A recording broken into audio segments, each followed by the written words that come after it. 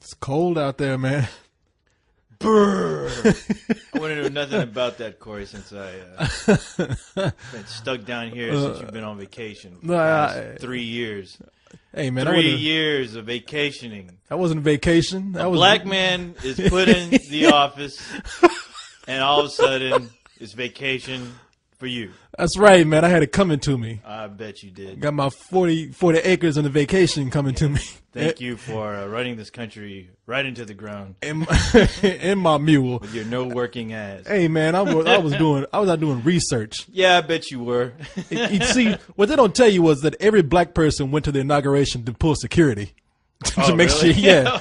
I was over there making sure he didn't get shot. All right. I thought you guys are still waiting for your, the reparation checks or whatever. I'm like, they're not going to give those out, dude. They're not going to give them out there. Oh, see, I was wondering what happened. Still waiting for that check, huh? That's why I went. That check ain't ever coming, Corey, Shit, all right? Just forget about it. A box of cookies or something. Obama cookies or something.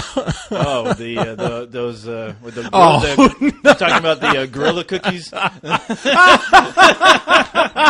I bought 5 cases of those. I was like, wow, these gorilla cookies sure did come a long way. Woo! I swear, I was like, wow, that's at least they're trying. Not using that lazy old mold that they've been using for the past 40 years. Something new. All right, people. Welcome to another episode. I've been gone for a while. Yeah, you have. And just warmed up the co-host right here. Yes. We're ready. We're ready to go. Yeah, Exactly. By the time it's over, there should be an ice storm heading our way, I think. Isn't that right? We're going to be locked down here together. Yes, well. It'll be like that in those sitcoms where we reminisce about old episodes of Let's Do This. Do you remember that time? I figure we just go crazy and start trying to kill each other. You shooting lasers at me. Yeah. I'm coming at you with a pipe. And then we'll be cooking Cyrus on an open flame. Oh, that'll last us for about a year. Yeah, got to trim off a lot of fat. Exactly. We got a lot of chewy blubber to chew on for the rest. Damn. We got steak and chewing gum. Yikes! All right, man. We could use that for soap, right? That's what they did in Fight Club, right? Some gourmet soap. Yeah, we got chewing gum, soap, and some meat. That's right. Cyrus, man, whoever said Cyrus wasn't useful? Exactly. He's good for something. Exactly. Make Cyrus jerky. Make some cheese out the head. Cheese, Corey's favorite. God knows he makes all those cheese ass jokes. Oh yeah, chew on some Cyrus feet, like pig's feet. Exactly. I got a bottle of that old nasty vinegar that I call wine and I bring down here. Yeah. Pickle that shit. Yeah, we pickled his feet in that nasty wine. All right, people, man. Well, boy, I feel like I feel like I'm out of practice here, but I'm ready now. Better get your game on, Corey. Come on. No, I'm ready now, man. So, all right. Well, I guess everyone at home, I guess they know how this works, right? Yeah, they know how this works. At home, this is what we do, people. The co-host and I, we get together. Yeah. Gets a little oil, whether it be motor oil, like castor oil, and something lubricating. Put in some tincture in that. Get nice and loaded. Ready to go. Man, I get a little beer, and we sit here and first we bullshit, and then we move on to some emails. Yeah, and in the middle, bullshit some more. Oh, and then we bullshit some after that, and then we solve the world's problems in the middle. Full of shit on this show. That should have been why don't we just name the show that? Bullshit. Oh, it's like full of shit. Full of bullshit. Welcome to full of shit. Oh man, well, you know what? I'm warmed up, man. I'm ready. All right, I'm ready. All right, well, hey, you know what? Let's do this! Get the chopper. Get to the chopper. Stick around. Man, boy, you had me laughing. I thought I couldn't laugh anymore about those drunken Negro head cookies. Carlisle and I talked about that last night. I heard. Before you showed up, I was trying to listen to that to the show, and I only got halfway through, but it was a good one. I enjoyed it. Man, I enjoyed the mall cop discussion, which I have to admit, call me crazy, but I don't know what's going on with this world. Thanks to Obama, there's a lot of hope in the air because I've agreed with Carlisle in the past week, like twice already, and I don't know why, and it's scaring me. But I agreed with him as far as your mall cop discussion. I think that movie is utterly. Did you see Mall? Did you see Paul Blart? Oh yeah, I did. Oh yeah, you were there. Yeah, don't tell nobody. No, part of my soul died in that goddamn theater. Yeah, how brought you turd fest of a How film. Came in here and unscrewed you off the top of your thing and brought you in. High's like kidnapped you. High is always kidnapping my ass. I was like, let's go, dude. He takes me to the coolest parties, boy. Tell you what. Well, except for that night, but our Asian friend High. Yeah. When you told me that he'd take you to see that, I was like, why? I thought he was your friend. I don't know why I went. I was praying to God that maybe I'd load up on some oil and some other things and vinegar. Have a good time. But man, did that movie suck the soul out of my bolts. Man, I'm not. I hated it. I thought it was awful. And to know that it was number one for the past 2 weeks in this country really frightens the shit out of me. See, both of you put me in a position where it makes it sound like I'm defending the movie. You have your reasons. I'm not arguing about that. I don't like the movie. I wasn't crazy about it. That's the thing. It just didn't bother me. When I say it didn't bother me, it wasn't like I'm saying, "Oh man, give it a chance." It was. No, I'm just like, man, this movie's kind of. It's so bad. It's so bad. It's terrible. It's awful. But see, I've seen it wasn't terrible. No, we've seen worse. But I tell you what, though. I tell you what, that movie, it just seemed like people were just moving around. And they were attempting to make jokes and bad humor, and none of it worked. And it was almost soul sucking. I mean, you might as well just stuck me in a nursing home, and I probably would have been. It would have had the same feeling as far as just seeing people just move around, and that's it. What the hell are you talking about? If there was an attempt to be funny at any point. It wasn't there. I'd find more humor at a nursing home because at least people there are shitting in their pants. They got goddamn applesauce dripping down on their saggy titties. Something, something. That's humor. Okay, let's put Paul Blart aside. What's with you in the nursing homes? This is the only thing. Every other week you going against the senior citizens who have made this country what it is. I hate this. I hate old people. I'm sorry. I hate. Okay, now we can get to the bottom. Fact that we used to have presidents that were over the age of 60 running shit. I mean, I don't let those people drive fucking cars, so why in the hell am I going to let them run the country? Is there something wrong with my logic? Seeing Cheney come out in that goddamn wheelchair, I was like, that guy was in charge of something? What the hell? Old people just need to be like, they need to be put in the wheelchair, and somebody needs to have like a really huge closet and just roll them in there and just give them a little cup of applesauce and leave them alone, and just whatever happens inside that closet, and they will be discovered by the aliens in the year 50 billion. See, I can't even say anything to you because you'll never have that luxury of getting old. You'll just get dusty. Yeah, old people make me laugh. So I'm funny. Don't get me wrong. The old people are hilarious. I mean, especially the old people that are mad. Yeah. Just mad all the time. They get away with anything. Oh yeah, that's. You get those old guys in the nursing home always touching the nurse's ass. Okay, now that I can respect. That makes sense to me. You can get away with that. That's the only thing I understand. Yeah, because with the little mirror that they take on their shoes to look up at the skirts. Old. Yeah, that works. And it's funny because the old man will touch a nurse's ass, an old woman even. Yeah. And the nurse will turn around and be like, "What the fuck?" And the old guy sit up there. And they're like, what can I do? Yeah, we got. See, that's why I'm waiting. I'm waiting to get like about 86. I'm gonna have my hands all on that ass right there. Are you? And they're gonna turn around and be like, hey, I'm gonna grin with my teeth missing, my top teeth missing, tongue sticking out. I'm gonna charm them. You got doo doo on your face. Doo doo somewhere. Change me. I'm gonna be making the. That's not hair gel. You know what I'm gonna be looking like? When they turn around and look at me, I'm gonna be looking like those drunken Negro heads. Man, the red eyes. Man, that had me laughing. People, now you brought that up. See, we talked about it last night. I wasn't gonna bring it up again, but I heard you say cookies, and I was like, was it cookies or was it cupcakes? It was it was just so funny to me. Even tell what it was. When Leon sent that story to me, I said Obama got elected president, and some dude got so pissed off. He said, Oh yeah.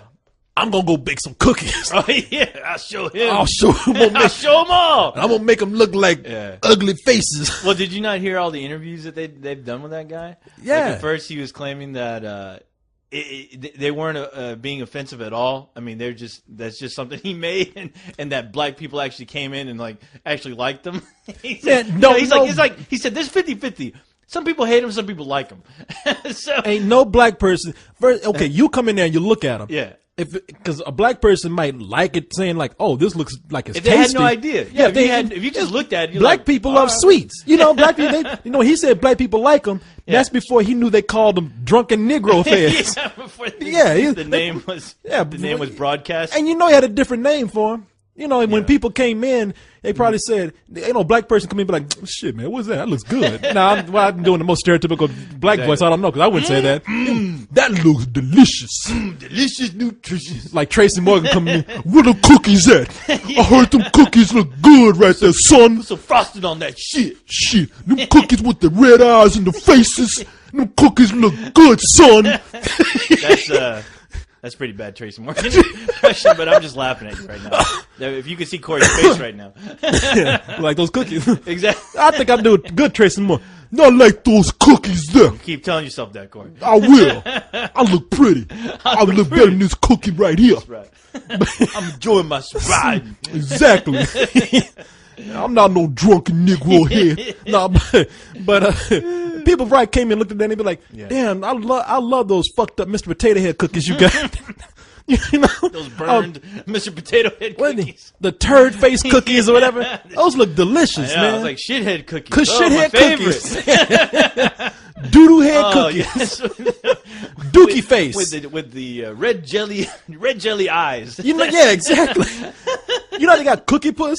This is like Dookie puss. Yeah, there you go. Yeah, they did.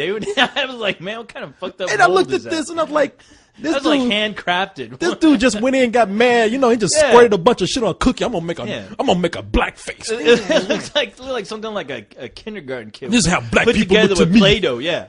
And then, so I'm looking at these faces, right? And I'm like, okay, maybe you told somebody like, oh, these are just chocolate face cookies. Yeah. And if a black person heard that, they'd be like, man, that looks good. I'd like to have one. Chocolate, man. I Yeah. love that. Yeah, that's borderline kind of iffy chocolate go. face, but you know, I can deal with this. Hanging right next to the gingerbread man. Yeah. Hey. Chocolate face Yeah. next to the Jigaboo Crisp over here. But you know, it's just the borderline. But it's like, okay, but ain't no black person come in there and look at a sign that says "drunken Negro face cookies" and think like, I'll have a dozen of those. Exactly. I was like, what is that, Spanish? Is that negro? Oh, that's Drunken blackface. That means black. And you look at It's him, black. and he tried his best. The guy's a terrible artist. Oh, are you fucking kidding me? I know. Yeah, I've seen kindergartners with more skills. Yes. I'm sure he probably has a workforce of kindergarten kids out there making that shit right now. Yeah, Sweatshops. 5-year-old kids from China in his back. He got a sweatshop in the back of 5-year-old kids making face cookies. You know, drunken Black Negro man face. cookie ready to go. A black man cookie. This is how the black man look to me. But man, then he got red eyes and shit on there, and I'm like, It's like they're really fucking stoned. he tried his best to make a big nose and big lips, and that shit just came out. I mean, I kind of found it funny how bad it is. Well, yeah, how can you not? You look at the goddamn picture. Somebody put a picture up on a couple of colons, and I started laughing. I was like, oh my god! If I had no idea what that was, I was just like, wow, that's some kind of home ec project you got there. That's pretty damn funny. That fool tried his best to make a face. Oh, dude. Oh, okay. Well, let me tell you. The best thing is that he's been on defending those cookies, and as soon as the word got out, he'd been getting phone calls left and right with death threats and all kinds of shit. And the funny thing is, like, somebody interviewed him, and in the interview, he's like, "Look, I'm really sorry about this. I'd like to make an apology." And in the background, it sounded like the goddamn Jerry Lewis telethon. The phone was ringing off the hook, and those were people with death threats. Somebody recorded the death threats and put them on. You racist son of a bitch. You're going to die tonight. You're going to die. I'm coming for you. I'm taking those cookies and sticking them in your ass tonight. I'm gonna rape you. Yeah, you gonna have cookie. Yeah, you gonna have drunken Negro ass when that I get. guy was begging. I'm sorry. He was apologizing like you wouldn't believe. Man, and see, you know what? I'm serious about this. I've been by that bakery. I never gone in. Yeah. But I know where that bakery is. Yeah. And when they said it, and I looked at the address. Like, holy shit! I've been by this. you've been there. I've walked by this bakery. Fuck, dude. You could have easily gone in there and bought some. I could have bought some and brought it back. You'd be enjoying some. Well, black some man cookies. Negro face cookies, drunken Negro face. Exactly. But I swear to God, man, I'm going in there. I'm going in there because I got to go back next week. Oh yeah. I'm going in that. I'm going to that Leaving bakery again, man. For work. Yeah, Okay. they got Comic-Con going on, the New York Comic-Con. Is that already next week? Yeah. So I'm going to the New York Comic-Con. Okay. Well, I'm going to San Diego Comic Con. So. Good. So Yeah. you are. No, I'm going. Yeah. Okay, you like, I'm going. I'm going. Yeah. You like, ain't no- regardless of spill, whatever. I'm going. I'm gonna be there. No, well, I think we'll don't both be there. Okay. We'll work out We'll something. see. Yeah. Yeah. No, All right. I want you to be there, but no, I will be there. when There ain't no wanting. I'll be there. Yeah, don't worry about that. I don't give a fuck what I got you my want. connections, It's don't what you I worry. want. Yeah. How I gonna kidnap you and take you there instead of Paul Exactly. Blart? But man, I'm going in that store. I'm gonna buy a cake and I'm dropping that shit right on the counter. Why do that? Why don't you just go in and request for those cookies? Because I don't think he's selling them anymore. Fuck it. I was like, hey, those cookies. Did you go? Hey man, you know those cookies? Hey, Those why don't you cookies. help? You got a lot of shit for. I want some of that good shit. Why don't you go in back there and bake me some of that shit right now? I should go and tell him that. It's like, Sir, we don't do that no more. we don't, yeah. You're gonna do it tonight, motherfucker. Pull out, switch the cookies, motherfucker. Put a stapler in your pocket and go, Drunken Negro face. drunken Negro, now. No, you know what I should do? What? I should make a mask Yeah. and walk in that store stumbling like I'm drunk, but have that face, like have those big eyes. yeah. You should. I should- But hey, no, you should just walk in there and look at all the shit and not say a goddamn word. Just like you're actually shopping. You're just looking at it. You're looking around.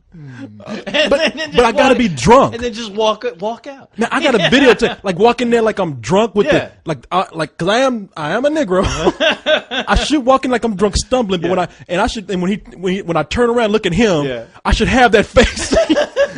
Watch him. Ah! You should, and I hope to God, he actually has like a batch that's right there on display, and when you like looking around, you look right at those cookies, you freak out. You start to go.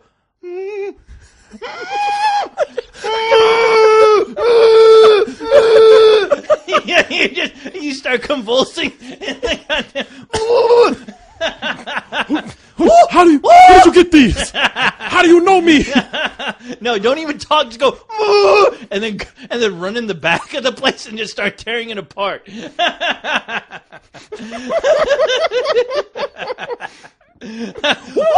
Bing bong bong. Yeah. Yeah, exactly. Sound like Curly. Yeah, that's what I should do. I should come in and just have one word: cookies. Cookie.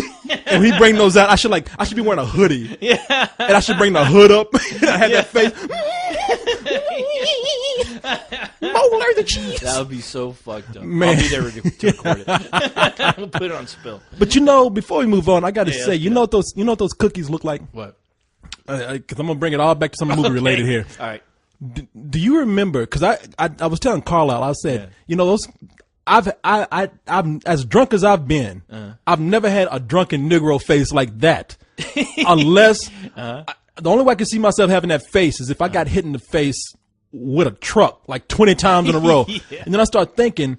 Those cookies look like that hitchhiker I at was the end about of to Tales say, from the from Crib. Creep Show 2. No, I mean from Creep Show 2. Yeah. Thanks for the ride, lady. Man, now take like at the very end when the guys like she keeps running to his face. Oh, yeah. Okay, in Creep Show 2, people, what's it called? The hitchhiker? No, it's called what's it called? I want to say it's the Is Hitcher. it no? Because the Hitcher's that. Damn it, I can't remember. It's something called One for the Road or something like that. No, thanks for the ride. Is that thanks for the maybe ride? It's thanks for the ride. Okay, yeah. it's the last part of Creep It's Show the 2. it's the This fun- woman, it's the best part. she picks up this hitchhiker, Yeah. and she accidentally hits a hitchhiker. Yeah, she's tired. She's fucked up. Yeah, She and she does a hit and run. She does a hit and run. Yeah, and she keeps going, and the hitchhiker keeps coming back. Yeah. And she keeps hitting this guy. Yeah. And the more she hits him, the more mangled he gets. Oh yeah, she runs his ass into a tree.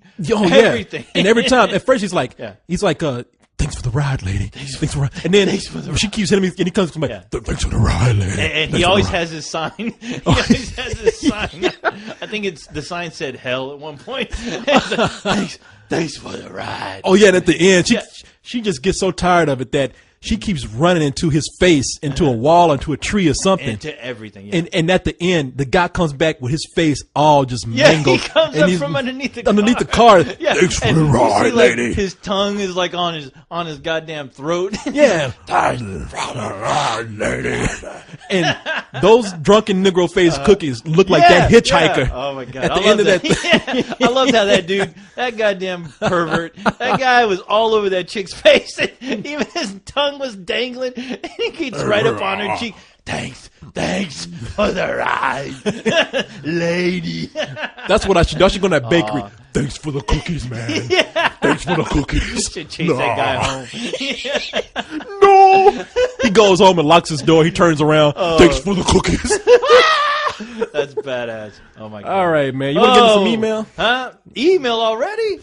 Well, okay. Well, we can move on. Look, the guys are coming in here in a little while. Yeah, it ain't my fault. Okay, well, let's just keep going then. We'll just take it as see it what comes happens. along. Yeah, we'll All see right. what happens. All right. So what else is going on with you, man? Man, well, there's so much to talk about, Corey. Please. Okay, first off, did you ever get to see My Bloody Valentine 3D? No, I did not. God but, damn it. But let me tell you something. Yes.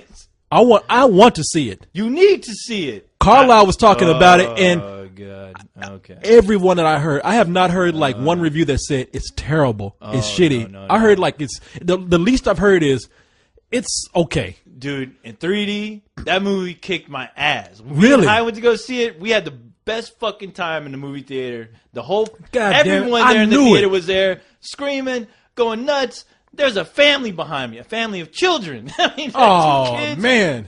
and some adults, and they were black, Corey. I'm sorry, they were black. But they were having a grand old time, dude. That movie kicked my fucking ass. I loved every minute of it. 3D, gory, insanity. That movie is an event film. It's a full price movie, my brother. It is fucking man. badass. No, I fucking love that. Would you see it again? Fuck yeah, Man, let's go. Let's go Well, Friday. yeah. All right. Let's go Friday. We got to bring high, and I'll bring some friends, dude. Man, that fucking movie was a fucking just shock fest of 3D awesomeness. Woo! And dude, oh my god, yeah. In the review, obviously, I heard the Carlisle review, and yeah, there is a fucking 5-minute scene with the naked fucking chick running around butt ass naked, dude. I swear to God, That's enough Dude, already. This chick was hiding like a goddamn roast beef sandwich between her legs or something. I swear, you talk about, Corey, you talk about a landing strip, boy. Woo! I'm talking about full-on nudity. I mean, this movie had to have set some kind of Guinness record or something because holy Jesus, dude. Okay, you know that plane that landed in the goddamn Hudson River? That plane should have landed on that chick's goddamn 3D fucking landing strip of a vagina. Holy catses. Woo! Those What'd you meat say? curtains, those people would have been, my God. those people All right. swinging down the meat curtains. Okay, I got you. I got you, We're man. safe. I got you. We're Damn. alive! We're alive! Oh man. Now Dude, did that freak you out? I know you were gone when that happened. All I thought about was like, you know what? Corey leaves New York all the time, and God knows what would have Man, I was happened thinking about to that you if shit. you were on a plane like 'Cause I was getting ready to go. You're always leaving New York all the time. Well, I wasn't going to New York. I was Yeah. going to Salt Lake City. well, I know you. Yeah, now, okay. but I was thinking, what airline am I on? I'd be damned if it wasn't the same airline that they just you landed. were. See? But it made me feel safer because I was thinking they're gonna do everything in the power not to fuck up again, which they said they didn't. They said it was some birds that they ran into. Yeah. That's the conclusion. Now I'm wondering if It was it was Canadian. What was it? Canadian seagulls or it was Canadian Dry. The pilot was drinking. It was Canadian dry and gray Canadian goose. No, it was Canadian geese. That's what it was. It was Canadian geese. And apparently, they're having a big problem with that. Apparently, right now. So, Okay. yeah, and See, 'cause I don't know what they're gonna do to solve that problem. Because I was wondering if something Yeah. fucked up with the plane or something, Yeah. or the pilot fucked up, and then the pilot just happened to land the plane. Yeah. And because he got everybody there safe, he was able to like kind of coat things on, and be like, yeah, it was birds, Yeah. but I got everybody here safe. Well, hey, hopefully that 3D naked chick will be there, so you guys can land on that landing strip for hers. Yeah. Swing down the safety cord. That's all I gotta say. Safety. Well- I'm alive. Okay, now did you hear this? Okay, I heard a story. Now nobody's really reported on this, but I heard that when they were rescued, there was a black guy on the plane, and the black guy came out, and that guy was dancing like, Man. I'm alive. No, you heard that from me. Okay, Yeah, because I Did told I? somebody, because what happened was, here's what I said. Okay. I was watching the footage of all the people being brought to plane. Right. Mm-hmm. Everybody was kind of like smiling, happy to be alive, but they had one brother get off that plane, and he looked at the crowd like he just won a Super Bowl or something, Yeah. which I guess technically he was did. He dancing. survived, but he was like, yeah, yeah. And then they had this army guy just looking like, get your ass exactly. on the side. And I was like, Yeah, I told you that. Did you? Okay, well, I would have looked at that motherfucker and go, hey, fuck you. I survived the goddamn plane crash, you motherfucker. Get the fuck out of my face. I'm going to do a fucking somersault right now. So you better Exactly. move. Shit, I'm about to do cartwheels off this fuck. shit. Please, let the guy celebrate for crying out loud. I know, but see, that's what I was thinking. I was just like, because the army guy just kind of grabbed him like, would you get your silly ass on it? Yeah. I was thinking, man, the dude just lived through a plane crash already. Yeah, exactly. I mean, that shit's going to be with him for the rest of his life. that tops everything. Yeah. I mean, that tops Super Bowl, Yeah. World Series, winning the fucking lottery. Getting I mean, laid. you survived a fucking plane crash. Exactly. That's some You're- lost I'm shit. king of the world. I mean, that's what I would have exactly. I'm Jesus. I would have been run screaming, I'm Jesus. Walking on water. I'm on a plane on water. Man, shit. You survived a plane crash and you didn't land on an island where there's polar bears and a smoke monster. Oh, shit. No, you should be partying for a week. Hell yeah. Now, if that brother goes out looking for a paycheck for this, then, that's a different thing. you Hey, know? and I fucking salute the guy who landed that goddamn plane. Man, that he was pilot- an old pilot, and he was a fighter pilot. Fighter pilot, yeah. pilot, boy. Him, and the 3D new chick, both should have been at the inauguration because goddamn, they're saving lives.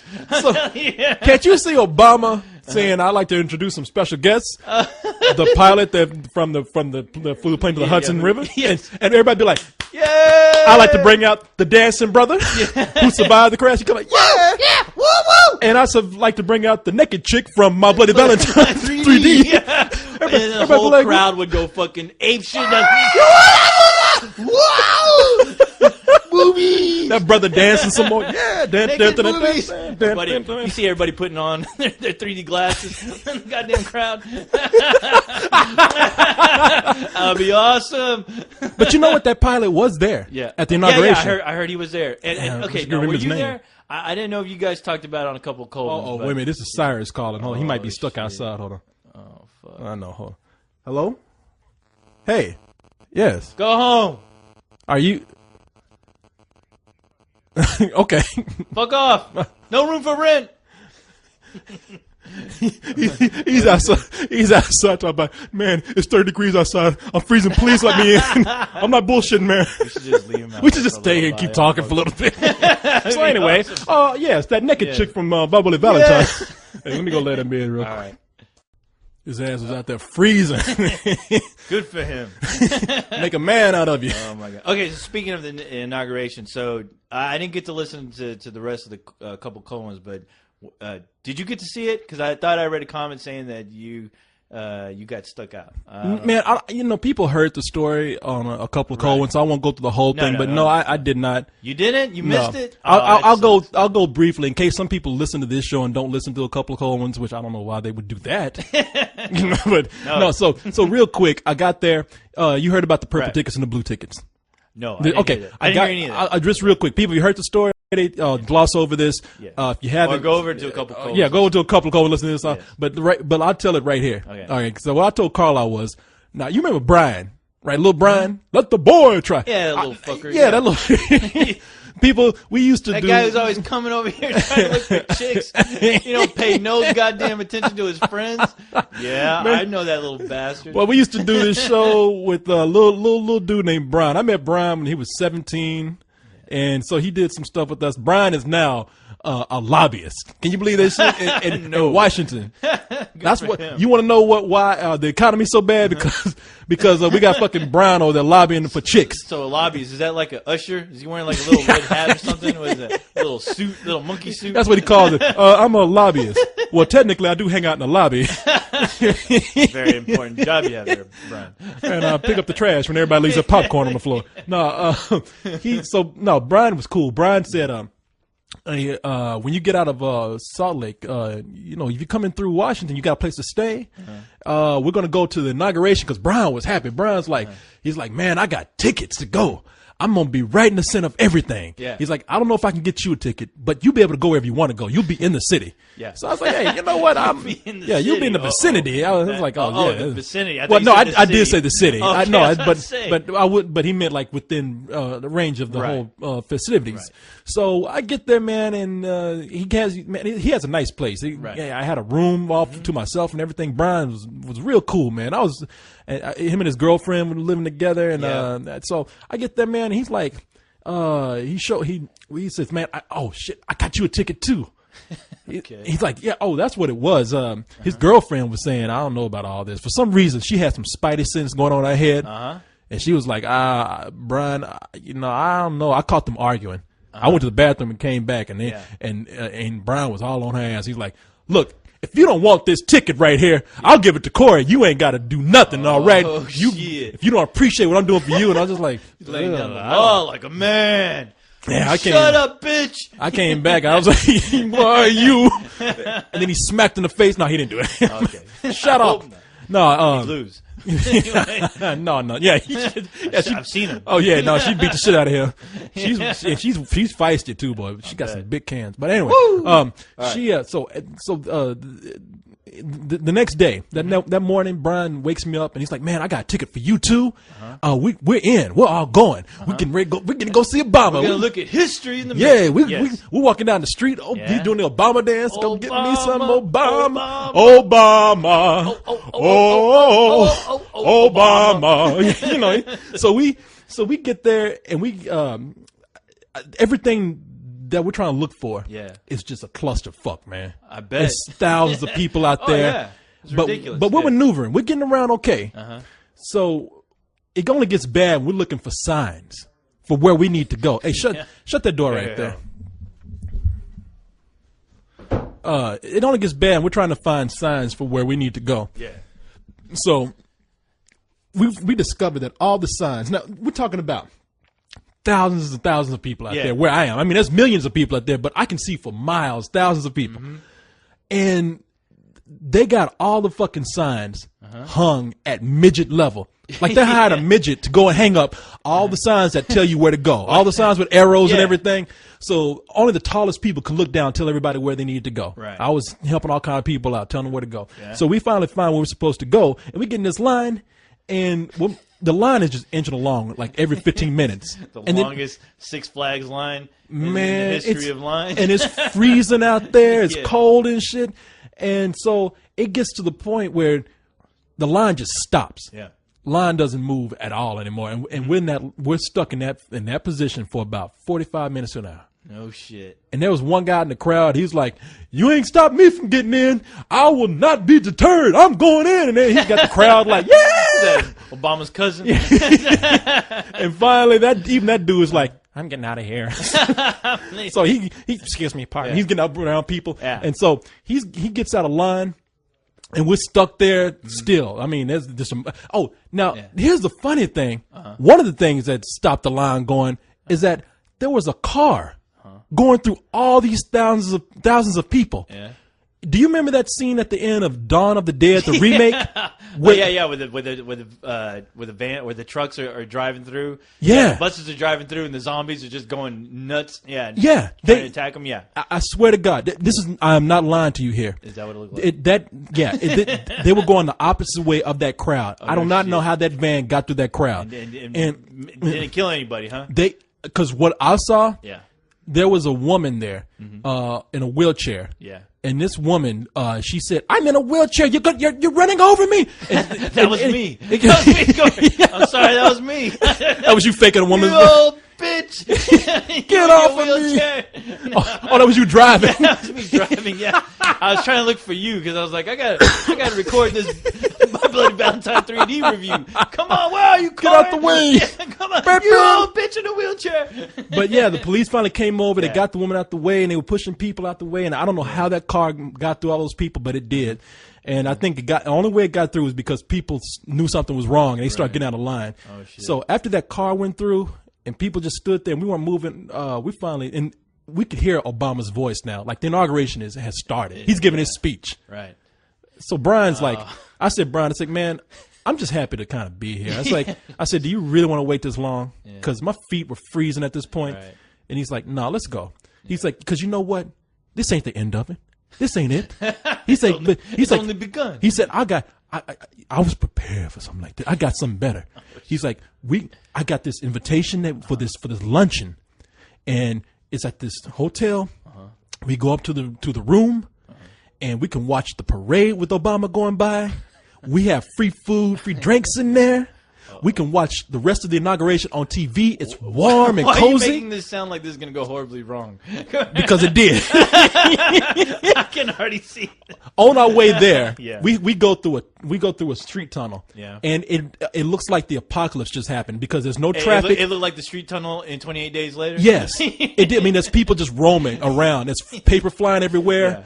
It looked like really like a nuclear holocaust had just happened or something. So we're walking through the streets, but we get to where we're going, and so they said he pulls out this invitation. I mean, this is what I saw.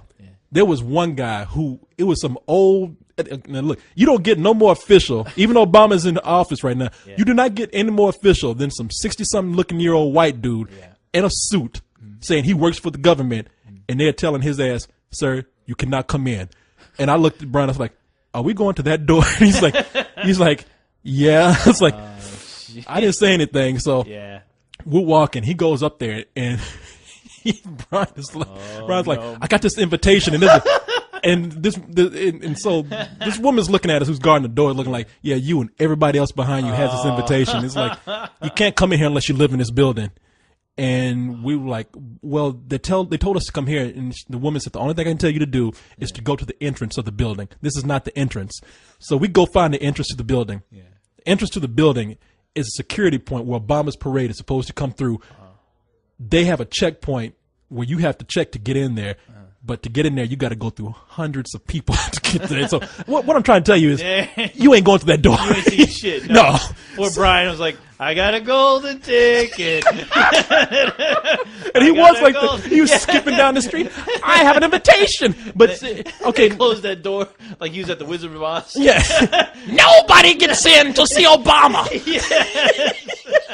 Don't give a fuck about your ticket.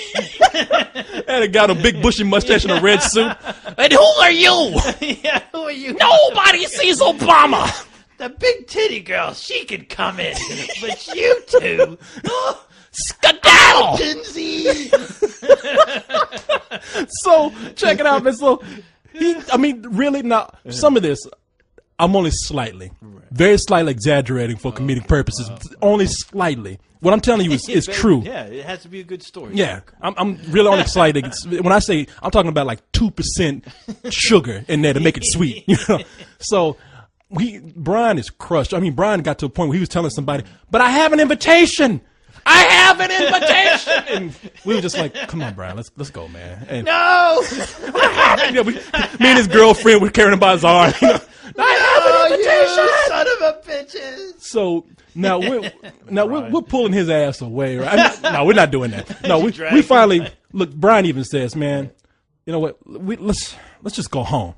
We just watch it on TV. I mean, what else can we do?" And so we're walking, and the thing his girlfriend was trying to tell him the night before, this is what she said to him. We're walking for about 30 minutes, and Brian he's quiet the whole time. I mean, I don't even want to say anything to him because he's crushed. I'm just happy to be there. Self-esteem is just just gone, man. He had two things. He had but and look, I can't blame him. I mean, he can't be blamed for that. He for 2 months, he said he tried to get those tickets. Right. And then this was his fallback, that luncheon. Right. Neither one of those worked out. Damn. And so I felt bad for him. So we I walked, feel his pain. Yeah, we walked for about 30 minutes, and that dude finally looked up in the air and he said, "It wasn't supposed to be like this." It was like, That's awesome. That's what I said when I found out The Dark Knight wasn't nominated. it wasn't supposed to be this way. No. But man, so we so his girlfriend looks at him. She said, "That's what I was trying to say. We should have just went to the luncheon and we could have been warm and ate and watched it." He looked Oh no! He looked at her That's like, where some girls need to just learn to. Please, I mean, I love women, but sometimes you need to learn to just shut the fuck up. I was just kind of like, oh, yeah. and he just looked at her like, oh, why? I know. I thought he was. You Pulled know, a mo on her. now you know how Brian's a little guy. Right. I thought he was gonna turn to the Hulk, like Bruce Banner. You know, Bruce Banner's real skinny. I thought that was gonna be it. Don't make me angry, To the bitch. moon! Bitch, don't make me angry. You wouldn't like me when I'm angry. Oh, those but women, boy, I tell you. But I mean, she was trying to be nice, so Right, I understood where she coming in her from. own fucked up way. Because in a way, I said, obviously you knew something I didn't before I got here, so I kind of wish I had. But then again, there's the opposite side of that coin. Maybe you should. But he worked hard. Always listen to your women. Well, yeah. I mean, maybe she had something because they were telling people like you're gonna make it to one or the other. You either going to see the inauguration or you going to the parade. Yeah. You're not doing both. Unless you are the fucking president. Yeah, if you Barack Obama, you're gonna go to both. Yeah. I think even Bono got told he couldn't go see both of those things. It's like I want to go dancing. No, fuck. No, fuck that. Puff Daddy showed up, but I had to perform. No. I go backstage and hang out with Beyonce. But I have to perform. No, you got to perform your ass on around there. Perform your ass up on stage. Right? Give that speech. Hurry up. Yeah, exactly. You got work to do. Get your ass on out of here. You got to run the country. But you ain't making a movie. So man, Well, hey, shit happens. Hey, look, I felt bad. It all worked out. Look, I got to see. You had yourself an adventure. Man, I had a great time. There you go. If anything, I got to see Washington look probably as close as it will ever look to being a zombie holocaust. Then that's fucking awesome because I was about to say that's all I would ever think. Anytime my ass is floating around going to a concert and I turn around and see like hordes of people. All I think is nothing but zombies. I know. Man, where's my camera? I can add some. Add 100 of those, and I got a zombie movie right there. Greatest zombie movie ever. I mean, because when we were walking around, our legs were so frozen that it felt like I had phantom legs. I'm not like it was a funny sensation because it kind of hurt, but it kind of felt cool at the same time. Like walking like Jesus. Yeah, exactly. I was walking on some water. But so now when we were walking, the reason why it was kind of like a zombie invasion because it's cold and people kind of were like their legs were like ours and toes were hurt, so everybody was slowed down a little bit. One was like shuffling, huh? So you could hear people like, yeah. Yeah, exactly. People waking up so goddamn early to go see that shit. Exactly. Hey, people exhausted. That's awesome. But did you get to see his speech and everything, or did you have to wait for the later broadcast? No, I had to wait for the later broadcast. Oh, man. We would see. I saw it on the intranets. So yeah. So that was. I'm very glad I caught that. Well, see, man, you're lucky. I mean, but it's a give and take, man. Right. I mean. I was there in the vicinity. I got to hear it. All I saw when I was watching was cool. Like, hey, out! Yeah, so it was kind of funny, man. And then they had this whole thing of, just talking to. I'm sorry. Yeah, he's. Oh, I know. Yeah. Just in case you don't know. But no, and then the Goof Troop is here. By the way. Carlisle stuck his head into. We're here. I'm like, I know. Who cares? Get out. Countdown. You hear when I say you're here. Yeah. Who you working for? Who are you to tell me you are here? But man, no, I was there for history, man. It was fun. Yeah. I mean, look, if things had gone my way, I'm not gonna sit up here and be like, oh, it was nothing. Look, because what happened was they had two groups of people. They had the purple tickets and they had the blue tickets. those signified gates. Yeah. And those two gates got shut down because of stupid. I was blue. No blues allowed. Man, I was kind of mad because when you're out there, you got the first black president. See, you call like, man, you figured just because you're black, you get that privilege. I'm entitled to this. Something. I should be. Well, what's the brother hookup here? Brother who? Yeah. And like I told Carlisle, man, I was mad because I will repeat this. Yeah. You get so mad, you start thinking yourself. Now, much respect to the president. I don't want to break it down to. I don't want to bring it down to some childish level here. Right. But for a split second, my head, while I was freezing, I heard him talking, and that whole thing was messed up. Yeah. Obama went through my head, and I said, "Nigga, please." I said, "You got to be out your goddamn mind." I said, and I told this again. I told him the last story too. I said, "This brother, he better come out moonwalking on water like Jesus. I better get a check for standing out here. I better get a steak dinner. The brother hook up after." They should have put his ass on some wires like Superman or Magneto, like landing, like he's come to fix and flew him through the city. Yeah. I just love how he came out. What I respect about his speech, he just came out and said, "Look, look, everybody, we're all fucked, all right." And these motherfuckers that are leaving the exiting right now, you see that guy with the push broom from the Apollo sweeping their ass out? Yeah, see those guys right over there? Those that one motherfucker in the wheelchair that should be thrown in the goddamn closet? Those two motherfuckers, we have to clean up their shit, and boy, it ain't gonna be easy. You motherfuckers gotta put your childish ways behind you, because you're gonna have to work. I love that. You say like Bush is pushing a broom on his Oh, but you know what? Yeah. One of the things they're going to tell you is that, it was respectable. Nobody got too crazy. When Bush came out, that fool got booed. Oh, no. I'm surprised it wasn't like a free-for-all with the shoes. It's like right. People weren't playing target practice. It's kind of their Adidas.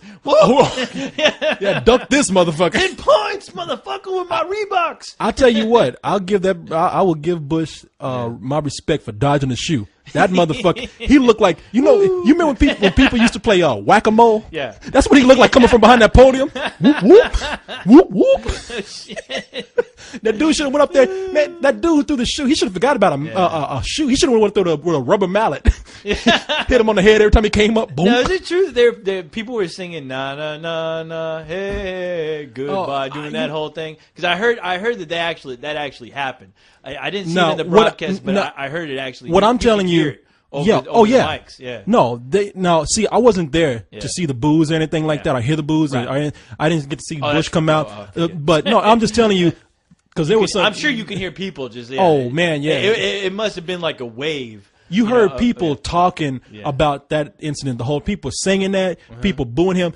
I wish. Now that's the one thing I regret. Yeah. I regret not being able to see how it was when Bush came out, because they said Bush came out with Obama and everybody was cheering, and he was like, "Hey, this ain't so bad." But then Bush is up there by himself, like, "Motherfucker, fuck you, boo! Get the fuck out of here!" And Bush was like, "What happened? You were cheering me a little while ago. What happened?" But so nah, man. I mean, it was a fun experience, though. I mean, like you said, I had an adventure. Nah, I'm glad, Corey. That sounds awesome. I mean, all I thought was like, wouldn't it be funny if Corey's fucking head pops up on the screen, and goes, "Ooh, Obama!" I was like, man, that would be hilarious if we actually see me back there, cold chilling behind Obama, giving a thumbs up, making out with some white chick. I'm giving Obama such a bad name. I'm out there with a white chick drinking. I got a sign. Drinking. What's up, co-host? You can hold up a sign. I quit my job. We made it. We made it. Success. All right. If I were Obama though, like after he gave that speech, as far as all you we're gonna have to work our asses off, I would have been like, okay, now I want to know one thing. What in the fuck are all you motherfuckers doing out here on a goddamn what was it? What was the day? It was a Monday, Tuesday. It was like a Tuesday. It was Tuesday afternoon. Tuesday. All you motherfuckers get back to work. You're hanging out partying for. This is why the economy's all fucked up. This is why we're fucked. We're dying right now. Want a party? Get your ass to work. And one thing, where is that guy who fucking shot up the goddamn Notorious movie screen? Where is that? I know that motherfucker's here right now. I know, because I know he ain't working. He's looking for a crowd to cause some trouble in. Stop that shit. Man, I'm sitting up here. I'm trying my best not to disrupt you by laughing, because you just put an image in my head. Obama on some strings and a Jesus Coming pose down. That's what I would do. on some balloons. Like, Dude, it would, if I was the fucking president, it would look like something out of Metalocalypse, fucking Death Clock, when the stage is coming above the ground or from the sea, from the goddamn ocean depths. It would be People fucking, dying. It would be insanity. like a box comes out the lid, like falls on it'd be people. like the Death Star has just fucking landed. See, I was thinking of like Obama with balloons on his back, like a Macy's Day Parade, just floating through the crowd, giving his inauguration speech. I would have had, people, like, I swear, I will. I would have had Obama statues erect with Obama wearing like a Jedi robe all over the place. Monuments. Epic. Looking like Mace Windu or something. Exactly. I have arrived. I'm here. I would have like a little old bastard in the background goes, Obama, rise. Yes, my master. God damn it. Well, I guess we better let these guys do their thing. And what should we let them record their thing? And then Yeah, we'll come let back? them. We'll come back and do All some right, email. all Yeah, right. Sorry, folks. before they get We'll restless come out back. there. We'll do some email and Yeah, we shall return. the party shall continue.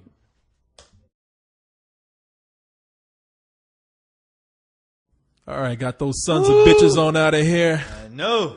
Had to move rooms because we ran so late. The neighbor chases out the other room. The dynamic boobs. Is that what you think? She's Left knocking the room. knocking the wall with her boobs. Shut up in there. Damn. That's what it sounded like too, because it wasn't like several knocks. It was like boom. It's like almost like she ran to the wall and bounced back. Exactly. But Make those coconut noises when the head hits the wall. man, you were telling me about this Okay, yeah. show, and a Yes. few members have told me about it. I want to see it. Dead Set. Dead set. Okay, dude. All right. Since all the talk about, you hanging out at the inauguration, of course, seeing masses of people, all we can think about is zombies. Zombies, yeah. Thank God we have that in common, Corey. Because otherwise you'd no. be dead.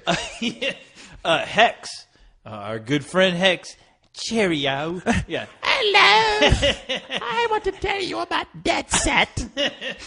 Check it out, co-host. No. Co-host. I know. Hex hates us when we do that. But we love you, Hex. We love you, kid. No. Hex had mentioned this show to me, I want to say about a month or two ago, and I thought it was interesting, but for some reason I completely forgot about it. So I was able to find. I remembered the name of the show, or at least the premise, and I looked it up, and I actually found a means of seeing it. And goddamn, Corey, the show is called Dead Set. It's I think it's a Channel 4 show. It's from Britain. It's Channel 4. Yeah, Channel 4. It's basically about It's a reality TV show? It's based on a group of characters that are on a reality TV show. Like it's called Big Brother, like the Yeah. actual reality show Big Brother. Yeah, where gotcha. it's like a real world basically. And they're having a episode where one of the cast members is actually being evicted from the house, which is almost like a underground, like it's basically a studio house, and they're isolated from the rest of the world, I guess. And one of the members is getting evicted. And eventually, they have this huge party because it's like a big deal. It's like an American Idol deal where they have tons of fans out. They have the huge screens out, and they have a host interviewing the person who's getting evicted. But while all this is going on, a zombie outbreak happens. Nice. And, basically you start to see all hell unleash. Just when you think they couldn't do anything else with zombies. Exactly. You know what? I tell you what, this show gives a big finger and a big fuck you to everyone who's ever said, you know what, zombie movies, zombie whatever, I'm sick of it. That's boring. How can anybody say that? How can you I ever will get never. sick of zombies? It's those same motherfuckers who think Dark Knight is not that good of a movie. MDS. Well, we'll jump on that later. But no, but man, this movie. I call it a movie because it's very shot like it's shot just like a film. I mean, The production value is, it's about as big as a Hollywood movie as you can get, if you ask me. And they only have it's a limited series. It's only 5 episodes, but it's broken up in parts. And I tell you what, man, they have everything right, straight down to the T. As far as the tension, the characters are interesting. I mean, you actually worry about people, and you actually worry about the tense situations that happen. You start to worry for these people because there'll be a scene where it's just a hallway, and it'll have that creepy, that ambient music going on, and people are they're walking their way towards down the hall, and you can hear some munching sounds. Oh shit! Oh fuck! It's on. It's like the first. It's Resident Evil? like Resident Evil 2. At the beginning of the game, when you're walking down that hall or whatever, and you turn that corner and you see that zombie looking over his shoulder at you. That's Resident Evil 1. I'm sorry, my mistake. Where you turn around, you see that zombie eating somebody. He turns around, you're like, and looks at you, and you got to get the hell out that room. Fuck. Yeah. You remember playing that, man? When you walked in on that? Are you kidding me? Yeah. I love Resident Evil 1 and 2. Those games will always stick to my soul, dear to your heart, my robot soul. Yes, I love playing. Shit, you and we've had the same experience playing those games late at night, dude. Oh man, I was about to play Resident Evil 2 this past weekend just because I found some of the music from Resident Evil 2, and it's one of the songs is right on my page, and you'll recognize it when you hear it. Oh, it's the one with the piano? Yeah. Oh, my God. And man, you hear that, and you just, I tell you what, man, it brings back some incredible memories. Those times, those days of old, where you're sitting. Those days of yore. Exactly. Many moons ago. Where nothing else mattered in the world except Resident Evil 2 and you hanging out playing that game until fucking 4 in the morning. 4 in the morning, man. I remember that shit because you just had to find out what was behind that next door. You got that key, and you had to go and find out what was going on in that next room. And dude, that was our cocaine. Oh, man. I remember being at work thinking about that shit. I got to get home and play Resident Evil. Oh, but I tell you what, man, this TV series, it captures everything that you've ever wanted to see. I mean, this is about the best thing I've seen of any zombie thing, anything since Wreck. Damn, co-host, you got me.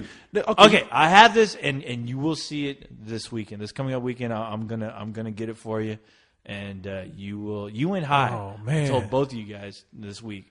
You're gonna get it this weekend. We should all fucking hang out at some point and fucking watch this series. I'm there, man. I got 2 more episodes. I'll hold off. I'll rewatch what I've seen because it's that good, and.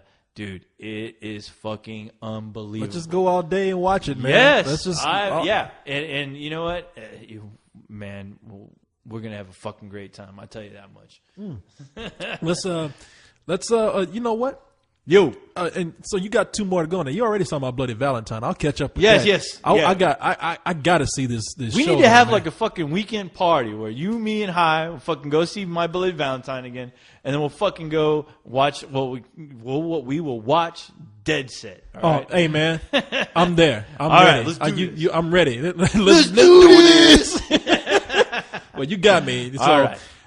You make it happen. Yes, we will. I will make it happen. I've heard so much about this show too. See, what I'm not trying to act like an expert here because I'm not sure. I think over in Britain, man, a lot of their shows they have a limited run. They don't go on and on for years like they do That's here. That's a good thing about them, I think. Yeah, think about The Office. That only lasted for a few episodes. Yeah, and that was like 1 season and a Christmas special, I think. In a Christmas special, yeah. So, and I was watching some other show, Peep Show. Oh, and, hey, Spaced. Have you seen Spaced? I have not seen Spaced yet. Fuck, Everybody that's keeps another telling great me. show. Yeah, I love that fucking show. Yeah, every movie I will fan get around to that. should see that. Yeah. I'll let you check it out. But Dead Set, man, I've had enough people on the site tell me, got to check that out. Dude, the special effects will blow you away. I mean, that series would make fucking George Romero proud because it follows his rules as far as like the zombie rule book, if there is one. And George Romero, Night of the Living Dead. Yes. Dawn of the Dead, yes. Dawn of the, we pretty much have the man responsible for the zombie legend, zombie lore. He set up the rules, and this series. He created the zombies that we know today, the cannibalistic zombies who run packs and all. Yeah, I mean, Hey man, that we are living amongst a god. I know, exactly. And thank God. You know, he's supposed to come out with another movie. Have you seen the trailer yet of The Dead? No, I have not seen the Okay, trailer. it's yet. on there. Look for it. I mean, I know the first time somebody released it, they took it down. I believe only because the movie wasn't ready. I mean, it sounded like it was like a work in progress, but I hope it's good. You know, as much as the last two movies, I think they've been all right. But one thing though is he definitely brings something to the table as far as interesting characters. The last two movies, even though you can argue which one's great or which one's not, but there's always something in those movies that is always unique that he brings to the table, which I respect. As far as certain characters and certain things, you can always point out something in those movies. You go, you know what? If he took that character and ran with it, that would make an even incredible movie. So yeah, no, no, I agree with that, man. I wasn't too crazy about Land of the Dead and Diary of the Dead. Interesting, but definitely not up to par with what if he can the do. fucking Amish guy had his own movie killing the zombies, man, that would be the greatest film of all time, or the greatest TV show of all time. They need to find a way to resurrect that guy. Or something They have to. I swear to God, I was in love with that character. George Romero doesn't know what he had on his hands. I know, in Diary of the Dead, there is a mute Amish guy that kicks ass. Yes, he does. And the Zombie Slayer, and love that Amish dude, Zombie man. Slayer. Yeah. All right. So you want to get into some t-shirts? I mean, some Yeah, t-shirts. yeah. You want to get? Oh man, let's talk about the t-shirts real quick. Oh yeah. Okay. I didn't know those t-shirts were like that You didn't know expensive, they were man. 25 No, okay, I know. yeah. I have to admit, the Dark Knight not being nominated, that was kind of a downer this past week. And, this may sound crazy, but if you ordered a co-host t-shirt, if you ordered a co-host t-shirt, please send me a picture. Send me a picture of you wearing a co-host t-shirt. And through the email, not on the comment page, through the email, send me your address. And this is I'm sorry, but this is for only people who live in the United States. I don't know if we ship overseas. If we do, I'll try to do something, but We probably could. I'll find out. We'll get all this worked out. Yeah, okay. But for the people who ordered a co-host t-shirt at least, send me a picture of you in your shirt. And I mean, I'm not doing this to have people on my page. Just if you send me, I need proof that you bought a shirt with a co-host. Send your address to my email, and I will give you. I will send you a bonus something cool. Well, what you gonna send? I have a couple of things I'd actually like to send them. So just because I feel like those shirts, they are a little expensive, and I'm appreciative of the fans the ones who did buy shirts already. I am appreciative of them buying those shirts and not even questioning the price. Well, okay, because those are true good. fans. Some that's people have awesome. already done that, right? And then those are the ones I'm talking to. So I'm this offer is going to go for the next. I'll say what 2 months. I'll say the next 2 months. So I don't Hurry. This offer only lasts for the next 2 months. Because goddamn stamps do cost. We're crazy. Stamps do cost some money. And, I'm getting paid in quarters here. Hurry while supplies last. Exactly. I will send you some cool shit along with your shirt. Are you going to? But I swear to God, yeah. Send a picture. I need a picture. I need proof that you bought it. I know everyone in the woodwork is going to say, I bought one. But send me a picture with you in your co-host shirt, you wearing it. What people going to do. And then send me your address.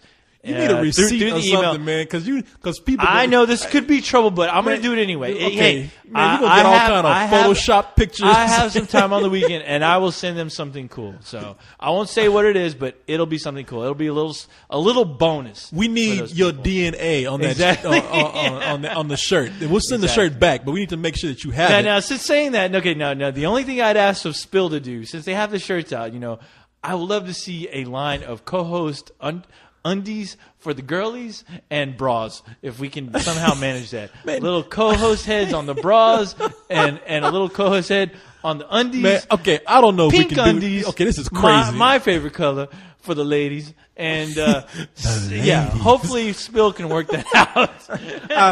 Maybe in the next 2 years There we go. we can do that. Down the road. We'll get our little There you go. That's all I'm asking, Corey. Hey, look, we get our little sweatshop of 5-year-old Taiwanese kids. I think we can probably make that happen. But until then, they'll be proud just to see my face on a pair of and undies. we don't mind putting those kids to work because they'll be so proud to do this for us. Exactly. They will be honored. It'll All, be an honor. all children love the co-host, even those that work in slave labor. We love you, co-host. That's hand. that would be my dream. Shit, don't think I haven't thought of it. I would love to have my face on some girl's ass cheeks too. Hey, Don't think. go for it, Corey. Hey, man. Hey, look. A robot and a man can dream, can't they? Yes, we can. Yes, we can. Yes, Spill's going right now. Fuck yeah, that's all you guys can do is fucking dream. In Obama's words, Keep dreaming. yes, we can. Yes, we can. Oh, down with dope, up with hope. Yes, we can have co-host on girls' titties. Yes, we can have Corey's head on girls' ass cheeks. There you go. Yes, we can. Keep hope alive. Let's have a let's do this And- brawl and- with both of our heads on. In 2055, because that's what will happen. Exactly. Big things. But, Big things to look forward to. But anyway. Oh, I have an idea for a Yes. contest too, man. I'm going to put a piece of artwork up. Jesus, man, I forgot the guy that did it, Jate Juby or something like that. What was it Jagar? Oh yeah, that guy. That guy. Yeah, that guy's incredible. That Yeah. guy has inspired me to want to create a contest for this page. Uh-huh. Now I'm going to be careful how I create these contests, but we're getting stuff in where we can we don't only have to give away Everything t-shirts. is just kind of like food for thought. Yeah, like, right as now. far I mean, as I'm gonna try stuff and see how we can do. We get DVDs and whatnot. Right. I mean, we might give you something, and you might not even want it. Right. When we say giving away prizes, I might. That's send what you- I'm giving away. I'm giving away Exactly. something you don't want. Exactly. Shit, you might get one of my socks. You might get some carrots and celery. Exactly. Shit, you might get some soil. I'll sign that shit. Yeah, I might find some lint on the floor and give you that. Get some toilet paper. This will make a good prize. Yeah, I might exactly. Cyrus's DNA tissue. Yeah, I might get through wiping my ass and be like, I'm gonna send this to somebody as a prize right here. You might, tell them what you will get, but you will some get soup in an envelope. not even in plastic, but send you some soup in an envelope that's like all moist and wet still. Right. You can suck on it. Co-host home cooking. It still got some flavor to it. You put that envelope in some soup. I mean, put it in some water in a bowl. There you go. Let it soak for a little. Let it steep. Yeah. Got some co-host soup there. Steam that shit. But yeah, man. So what I'm thinking of, doing right here is I want to have an art contest because people always find something funny within our podcast and they decide to illustrate it. Yeah. So if I want to have a contest where you send me your designs and you draw something that you were inspired to draw from Let's Do This. Yeah. Whatever piece of dialogue made you laugh or made you think or made you just want to draw a picture, you do it. Oh boy. And you send that picture in. Now don't send no bullshit because if you okay, now Yeah, no kindergarten drawing. Look, all right. I had plenty of that. All okay, right? listen. You know who you are, okay? I mean, you know what I'm talking about. Don't bullshit yourself. I don't care if you are 12 years old and shit. No more severed heads. That was fun and all, but yeah. I mean, if you sit up here, you think you're gonna draw some stick figures, and we're gonna sit up here and give you some prizes over there. You will get some soup in an envelope. Oh no. I mean, but we're also paying for the. I mean, we're thinking about the idea too. So I don't want to limit anybody. I'm just saying, you know who you are. Make sure the shit is good. Right. It better be goddamn funny, or it better be a really good picture. Mm-hmm. Because I tell you something, man. Mm-hmm. I think the way you and I think, like if we see a picture it might not be drawn that well, but if it makes us laugh, right. And we have another drawing here that looks great. We might consider this other picture here that looks great as all right. Hey man, I got to put a lot of work in that. We got to give that guy something. But this picture here, this picture has some meaning behind it. This picture here is funny. Yeah. So yeah, don't give up. I mean, this picture is profound. You're inspired. Yeah. So I'm just saying, makes me think. I'm just saying, exactly. I'm thinking. No, but I'm just saying, just stop and look at it when you're done and say, is this some bullshit I'm about to submit? Ask yourself that honestly. Will this inspire people? Now, this contest sounded ridiculous. Yeah. But no, if you and even then, it'll give us something to talk about. So send it anyway. But yeah, anything you feel inspired by from the podcast. Cool. If you hear anything in there that makes you laugh, makes have you fun think. with it. Yeah. Hey, just remember, I guess we'll have a place where we can where you can post them. Post them all up. I think we'll probably. I might post them either every week or bi-weekly in this section here. Let's do this. And let's do this. Yeah, cool. just take the pictures, just find them, and just post them in there. Let people look at them and say, and that'll give another reason for people to come here. Remember, people from all over the world will be seeing this shit. Predator, Hex, all those guys. I love your picture. I'm going to draw a picture too. And I guess Predator would say, "You're one ugly motherfucker."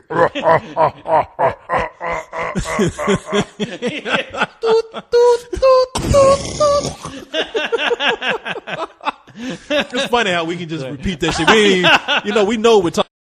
Damn, guess the computer doesn't like Predator. It just stopped. It just when everything blew up. We actually exploded in here. Kaboom! Because you never hear the gunshot that shoots you in the head. No. You never hear the explosion that blows you up. Never. No, you're dead. I hope not. Like I would know. When I was shot in the head, I never heard it, but that shit sucked. But so yeah, I will show the pictures in the on the page. Hell and we'll choose a winner and we'll give some prizes away. Yeah, might sounds be like weekly. some fun. Yeah. We'll see how that works out. Exactly. But Jagar's picture I'm gonna put up on this particular one because he did Did you see the picture of him that I did hanging out with Obama and you were there with me? No, that was great. Yeah, it's on my page. It's actually on my page right now. Yeah. Is that him right now? Yeah, that's him calling. Is that him calling? Hey, heard you talking about my picture. Hey, you guys talking about me again? You like my picture? Yeah. Have you seen the Leog picture he did? No. Fuck, dude. You need to look it up. It's incredible. Go to the Leog section. It is he does his version of Leog with the Leog members from the cover of the League of Extraordinary Gentlemen. It's awesome. Check it out. Oh, nice. Yeah, it's really nice. That guy, hey, I hope we're saying his name right. No, we're not, but who no, cares? We're not. Jay, I'm going to call you Jay. Yeah, Can I call you Jay? You are an incredible talent, my friend, so keep it up. All right, then. Let's see what we got here. All right, is it time for email? Let's go to some email. Before we go to email, we have I got some news here about something. Uh-oh. Did you hear about this? About Dark Knight not getting nominated? Man, that's some bullshit, ain't it? I don't tell want to you set what, you dude. off. But that's not what I was going to tell you. I turned into Darth Vader. At the end of that fucking shitty movie, Part 3, where that robots behind him start imploding. I was him. Yeah. But hey, what the fuck can you do? I mean, at this point, everybody's talked about me. You know what? I'll tell you what. When I mentioned to you that this past week, I've agreed on two things that Carlisle did. And one of them was talking shit about Mall Cop. The other thing was his blog about the Dark Knight and about how, it really doesn't matter because God knows. When I found out the news, I was actually pissed off. I almost thought about calling you and telling you I was going to quit. Just because, what's the point? What's the point? Well, what am I doing this for? But no. Hearing that news, it did suck. I ended up turning into Two-Face, where I was like something I loved. I had to do something about it. I was getting pissed and I wanted to attack. And I even thought about writing a blog saying, "Hey, Oscars, go fuck yourself." Anyone who was part of that voting process, they can take those Oscars and shove them up their ass and down their throat. But I had to calm down because I had to think, what would Batman do? And he wouldn't do anything. He wouldn't kill. He wouldn't do those things. He would just get on that fucking bat pod and just ride it off into the sunset. And everyone just talk shit about him. Everyone would talk shit about, Dark Knight doesn't deserve that. Come on, really?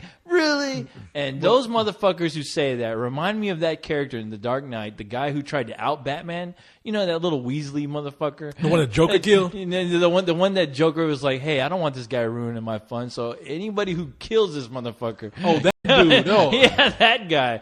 That Weasley guy that Bruce Wayne ended up saving. Yeah. Hearing people say, hey, The Dark Knight is not that great. I mean, come on, really. It's just a stupid summer movie. hearing that almost made me want to puke. But, Well, man, look, I'm but not hey, surprised. those people have their own problems. I don't have time to deal with them. I'm not. See, I don't even come from the point of a comic book fan, Right. Because No, normally yeah, I you would can't. say that there's a whole lot of comic book movies where I've said, well, all of them, I've said, hey, look, no, they're not worthy. But Right. The Dark Knight is a movie. I love that movie not because it's Batman. I don't. I look at that movie and I said, this is somebody who not only took source material, which somebody else would have taken for granted, and made a flimsy film, Right. or just a regular popcorn flick. And somebody has made those films. Yeah. It was called Batman and Robin. Yeah, Batman and Robin. And Batman Forever. Exactly. But this is a guy who took it and made it something that was not only something that could be taken seriously, but Right. this could have been any movie. And the craftsmanship that he put into that film is Oscar worthy. It is awards worthy. It deserves accolades for that. It is a good story. The filmmaking that went into it is phenomenal. The is, direction that this guy took in this movie. I mean, let's not only take the technical side of it, because you look at the movie, technically it's incredible. I mean, the miniatures that they used to do things with, the stunts that they did, the CG work blending in with the cinematography. It's not only just that; it's the subtlety of the movie too. Oh, yeah.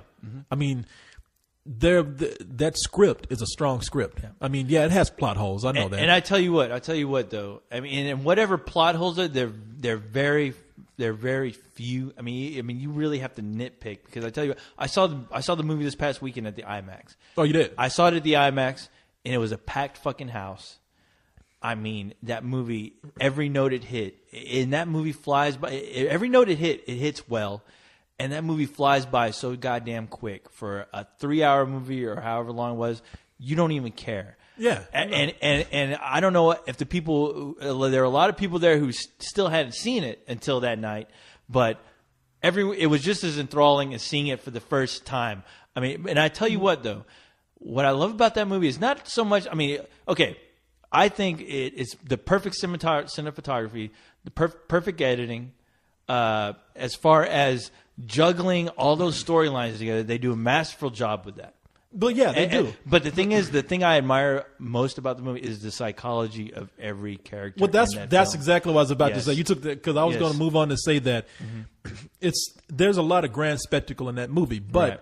there's a lot of subtlety. Oh yes. I mean, there's things that are said without a bit of dialogue, and you don't catch those things until you see that movie a second time. Sometimes, or maybe you do Right. the first time around and you appreciate it. You're right. There's, You're right. There's a lot that they could have done in this movie under the hands of a lesser director. They never would have tried to put those subtleties in there with characters, and I'm not even talking about with our main characters. I mean, it does happen with people like Bruce Wayne and Batman and Harvey Dent. I mean, but there's side characters in there. But you can even say like Commissioner Gordon's wife. I mean, the shit she's going through. I mean, when she finds out, there's a scene when there's something going on. Characters are being swept away into danger, and we don't realize that yet. Right. However, if you pay attention, there are minor characters in this movie that you don't even. You probably wouldn't give a shit about. Yeah, you wouldn't care. Yeah, you wouldn't think about it. But they give little facial hints and clues as to something is about to happen. Like the two cops. Yeah. Yes. And when you look at that and you think, that is a great storyteller that knows to do something as subtle as that. And the thing is, you have to see it again to really appreciate. I mean, that's what I love. Every time I watch that movie, I see something new that I never saw before.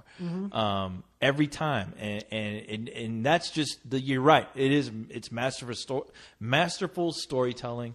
I definitely think anyone saying that this movie doesn't matter, it's just going to be another. No, it's wrong. I mean, I honestly see. As far as going to a film school, somebody showing this film to a class of film students, going, look at what this person did, even with the characters that were just, you can call them extras if you want. Yeah. Look at how important even their small roles were as far as developing and helping that story go through, as far as a beginning, middle, and end. And look how every scene, there is not a scene in this movie that ends awkward. Either they dissolve into or transcend or cut to another scene. in a way that it adds to the beginning of that next scene. Right. It flows, I guess is where I'm looking for lack of a better word. It flows into another scene, which further tells a story, or it's a scene within itself, and it wraps up. And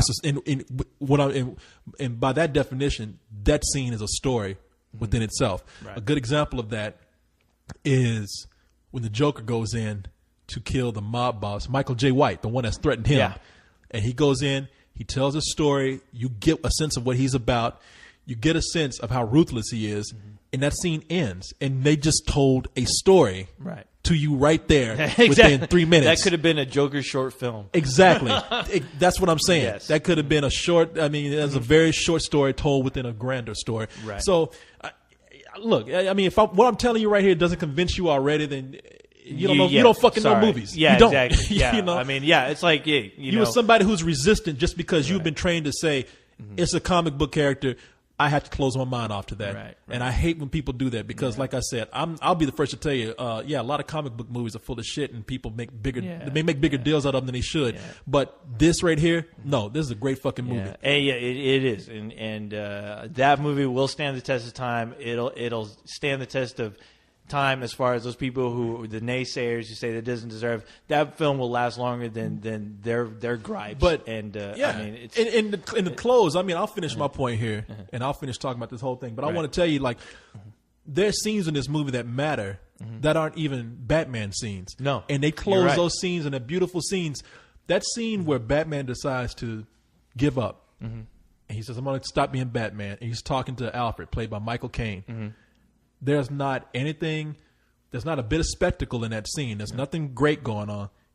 What is great, though, I mean, visually, there's nothing except maybe good cinematography. right. But what is great is that piece of dialogue between those two characters.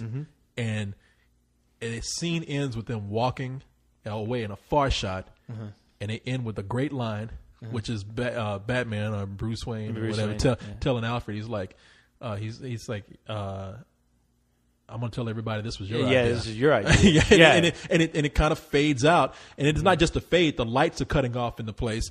And it technically and dialogue-wise, it's a great scene. No, it is. Yeah. If you don't fucking hear what I'm telling you right now, you do not Amen. deserve to look at movies, Exactly. okay? Amen, Corey. Amen. Shit, to that. you Yes. might as well just take fucking Yes. 2 chopsticks and poke your eyes out exactly. because you know what the fuck you were doing. Exactly. You know, it's a funny thing. Is Damn. I've heard 2 people say this.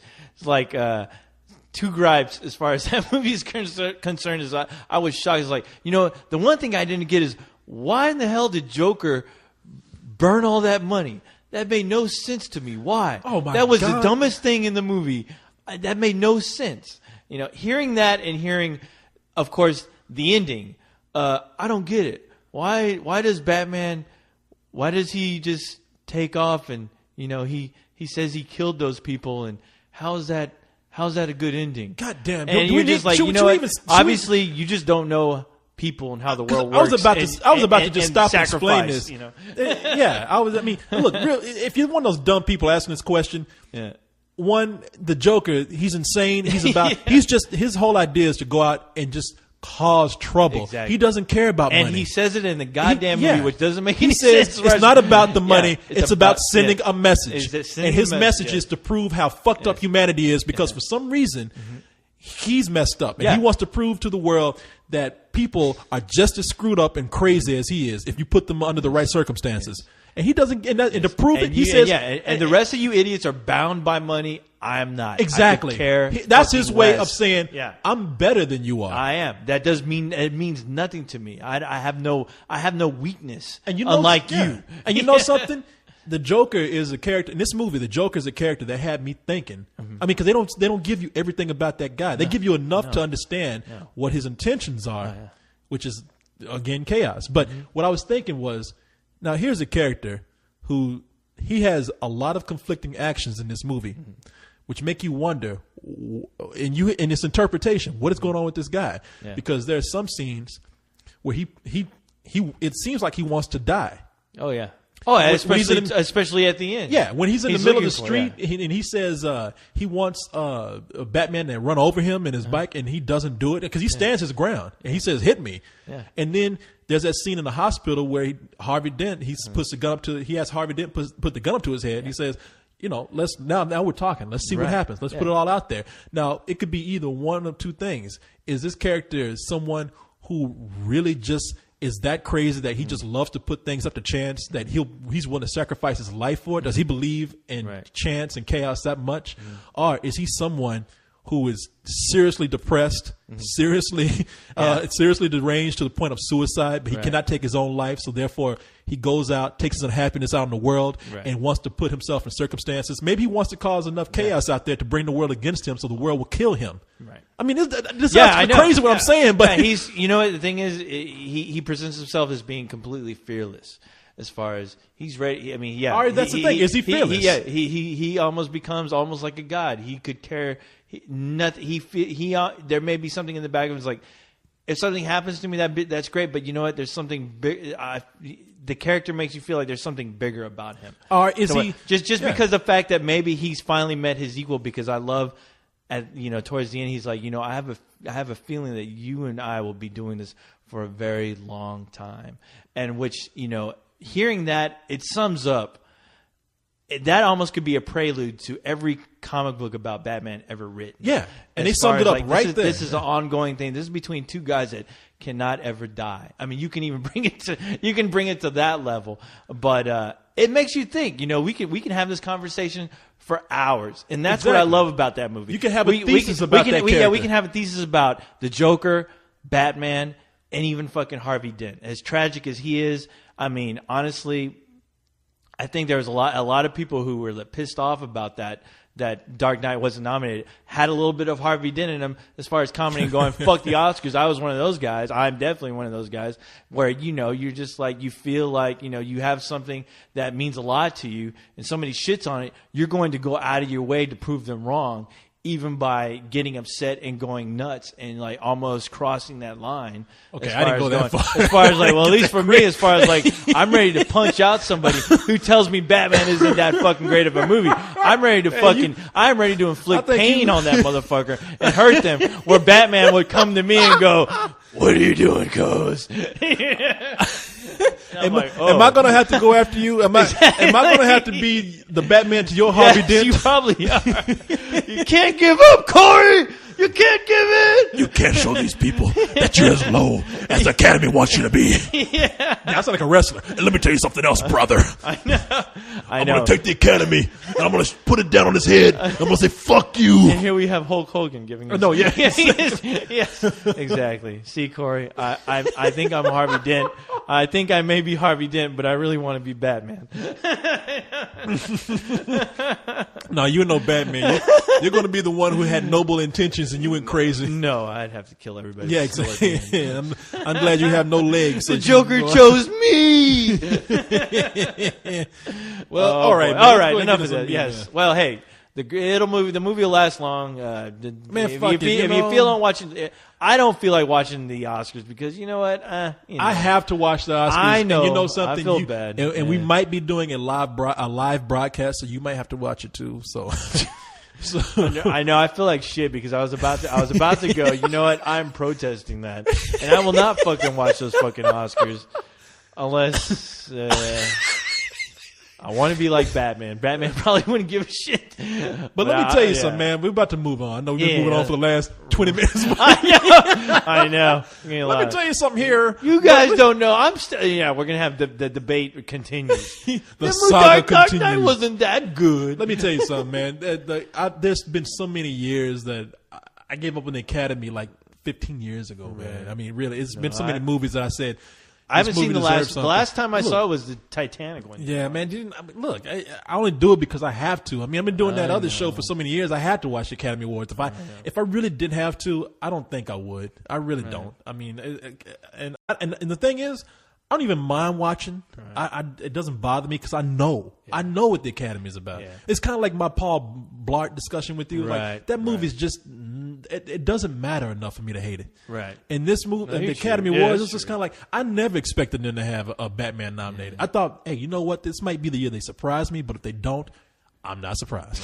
So let's No, go move on. I, to no, this email. I was conflicting myself about watching it because I mean I would love hanging out with you guys, but I mean like I said the awards they really don't mean shit to me. I mean if I do see them with you guys, it's only because I want to have a good time hanging out. Yeah, with you look, guys. and if it's a I live could broadcast, give 2 fucks it who could, wins it could be what. fun. I Yeah, mean, it doesn't change my fucking world. yeah, we'll see how it goes. Anyway, all right. So let's go ahead and Email time. email time. It's been is a while. here. It's been a while since we had the Email let's time. do this email time. I have a. I think I Dear might, Corey, does Batman carry condoms in his utility belt? I think I'm. What? Hey man, I think I might have some. I think I might have some email music. Oh, Last really? week when I was staying with Joel, Oh shit. we found this music that Yeah. Joel, my old partner. man, we found this music and I'm going to re-record it. Yeah. But we found this music from this guy that we used to work with. No shit. I'll probably get in trouble for playing this. Oh no. But this dude, Fuck it. Let's get in fuck trouble. it. Okay, check it out. I heard this dude went off and camped out for like a month, like went to a cabin or something in the woods and camped out for a month to make some music for a game or something. Mm-hmm. And this is one. Now you're gonna be amazed by this. Seriously, I'm not. Okay. I'm not joking. No, I'm not joking. I'll do a disservice by trying to re-record it. All right. But this guy went off for a month and made some pretty incredible fucking music, man. Mm-hmm. And he didn't do it with a whole lot of resources. Let's take a listen real quick. I'm a listening. Wait a minute. Hold. Wait a minute. What? Wait a minute. Big booty bitches. Let me take my headphones off. Oh my god.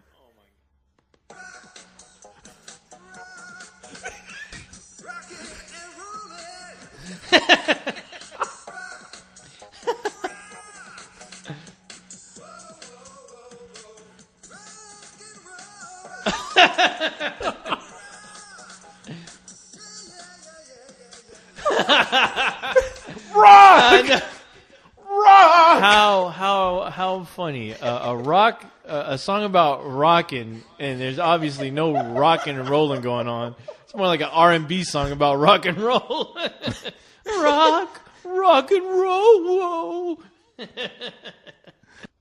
Okay, granted, somebody else put the music to it after they found his vocals. Okay. They found his vocals. It was almost like they went out. It was like the Blair Witch Project. Like they found a tape, and on Found that tape, tapes and they were like putting that shit together. and on the tape was rock, rocking and rolling. Whoa, whoa, whoa, whoa. We're gonna rock. I told Joe so we can be legal. I'm gonna I'm gonna go and re-record this Yeah. and use it somewhere in our podcast as a theme boy. song. With that music. Nice. It's like he's singing about rock and roll, but it's got a techno beat to it. It has a techno beat and it sounds like an R&B song for some reason. Rock and roll. Girl, I'm gonna rock you. Rock. I'm gonna rock with you. Oh, no. Stop. Rock! I love the part where it's like, rock! That shit is coming straight from his soul. From his ass. Rock! All right. All right, so our first email here is from Leo, and Leo spells his name Lio. I'm suffering over here. But he says, hey, Corey. He says, I've got a few ideas, reminders for the T-shirts. And he says, here's some of his slogans for T-shirts that we can draw pictures to or something. Big bucks. Yeah. Yeah, these are good ideas too. Yes. One is, I'm a goat and I eat my own milk. That will not Wow. go away, man. I guess Why is that guess fucking not. around, man? I'm What shocked that- it's still around. I don't know how that happened. How did that get started? I don't even remember how that started anymore. Came out of my mouth. And Yeah, I somebody- guess so, yeah. somebody- It was one of the suggestions for a show name. That's No, that's what it was. We were talking about goats or something, and you said, Yeah, I don't you even said, know what the you fuck said, I was talking no, about. you said, yeah, man, a goat. Half of this shit I don't even remember. Yeah, you said something to like, man, yeah, goat eating his own milk or something like that. And then somebody made the suggestion for the title of the show be, Right. I'm a goat and I eat my own milk. I know. I don't know And where this shit comes from. Yeah, but it won't go I away. think I got a virus or something. So I keep saying that's the alternate name to this show. It's Let's Do This, aka I'm a goat and I eat my own milk. Well, as long as the kids are loving it. Okay, here's one. Get to the chopper. Get to the chopper. Oh, That's boy. another T-shirt design. Another one is Holy Jesus. That's your a camel toe design. No, I ain't having it. And that I would love. Another one that says I'd survive disaster movie, and of course, Okay. good shit beer. Good shit. Good shit. I thought about that one seriously. Good shit beer? Yeah. All right. As long as we got the bum with the no teeth. I will find a picture We of a will. bum. Don't worry. I was thinking about finding a picture of a bum, paying him some money, and saying, "Can we use his rights?" And I'll contact Rick, the guys who go and record the Night of the Living your, Bums. your friend who exploits the homeless. Yes, we'll get one of his buddies to take a picture.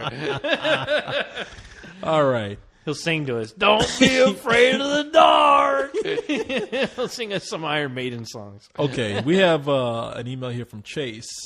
Chase. Chase. Okay, is this okay? If this is the Chase I'm thinking of, he Chase finally has a- got his email. in. Okay, Chase, you're on then. All right, there you go, Chase. Chase says, hopefully that title got your attention. My question is, title for this is, question for Let's Do This, question for Let's Do This. No, that's not what got my attention, so you failed. My question is, we have been told the origin of Spill.com countless times, but where did the name Spill come from? That's a good, Yeah, Corey, this is more in your. okay, yeah, Ballpark. all right. Not a bad question.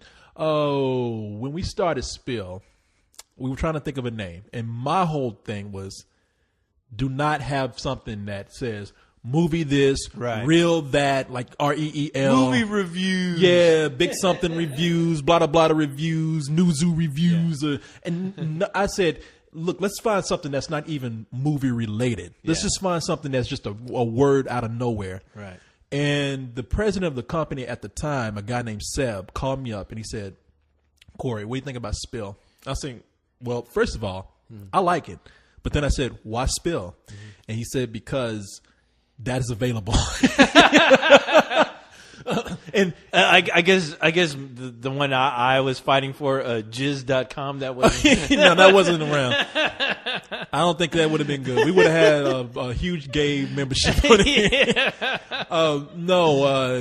And Spill.com before it was equipment and products for oil spills. Like if oil polluted areas or something. Like Yeah. like if you had an oil do slick cleanup that- work? yeah, they clean up, something like that.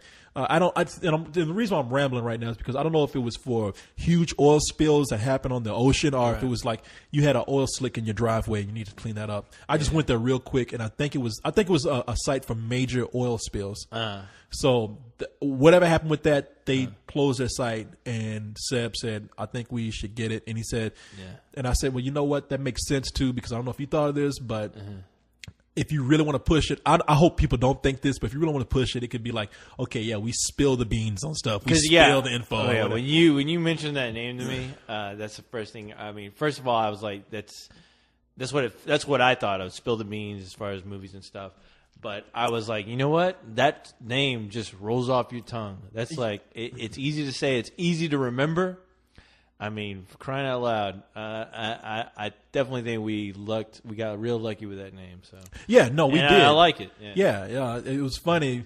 I think Leon hated the name at first. Leon would think about What does he know? Well, Leon would think about something. I got to give it to him because he's a well thought out guy. Don't get me Right. wrong; he's one of the smartest guys I know. But that motherfucker would think of something for 2 weeks if you let him do it. I said, "Man, we got it." I said, "This is it." I He's they no got- decision maker. Yeah, I think him and Carlisle got mad at me. He's the guy. He's the guy at the goddamn McDonald's. Goes, maybe I'll have a. No, how about a? No, not that. Oh, no. How are the? Well, maybe Will you I. get your goddamn ass out of my... Hold on, I'm thinking. He's good. I mean, he has the right idea. Like, Right. like, you should think some things out. But I mean, he was mad at first when we got that. He was like, He didn't like. I don't think he was. you. I don't think. Okay, he wasn't mad, but I think he's like, Spill up your ass.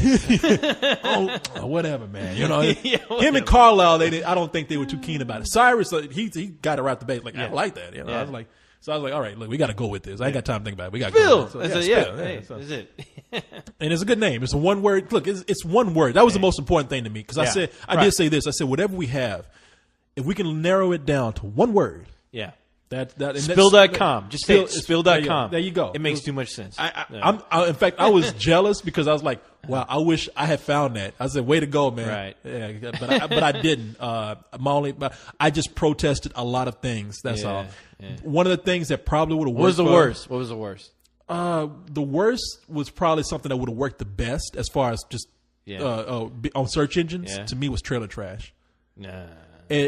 I said, look, I conceded because I said Trailer trash? trailer trash, as in movie trailers. Movie trailers. But yeah. I've heard that name used so many times for things. Yeah. And I said if it helps the search engines, I'm gonna get voted down on it anyway. Yeah. So I will concede with it. But honestly, wanna be proud of I told him, I said it works the best as far as getting hits, but I think it's the worst name. Right. And that was the one that stuck out to me. And I said I hate it. No. I said I hate this fucking No, name. I don't buy. Hey, I would have backed you. I said, man, fuck this name. Well, there was another one. No, the worst name I think was. Well, I don't even want to get into it because it makes me look stupid. Man. Somebody thought of a name that centered on a feature of mine that I had, and I was like, no. Cinema.com. But man, people do that all the time. Yeah. They movie this, movie that. Blockbuster.com. I hate that. All right. So let's move on to the next one Yes. here. Let's see. I'm just gonna read this. I don't know if this is a question or not. I'm still down for jizz.com in case we get sued or something. Well, if this one goes down, then we know we can fall back on. Yes.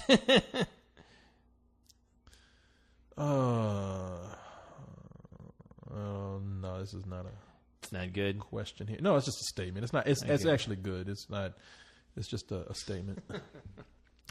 Okay, 2 questions for you and co-host on Let's Do This. Uh-oh. Should we do both of them? I mean, people taking advantage of doing both. I mean, better get sneaking ready. 2 questions in there. I know those bastards. All right. I'm ready. I've answered this before, man, but I'll answer it again. I'll answer All it right. quick. What The is first one is, what are some of your all-time favorite soundtracks? Ugh. I'll tell you real quick. Yeah. The Crow is one of my favorite. Really? Yeah. I didn't know that. No shit. Yeah, I think that's because, and I'll tell you why. I think that's a soundtrack that you get soundtracks that randomly throw in songs, Right. and sometimes they don't even have anything to do with the movie. But every song on the original Crow soundtrack fit the mood of the movie, and it told the story. Now, whether they meant to do that or not, maybe I'm reading too much into it. Yeah. But I thought the whole thing, you can listen to the song and hear it progress, and then watch that movie and kind of. In fact, I was disappointed how they used the songs in the movie because Yeah.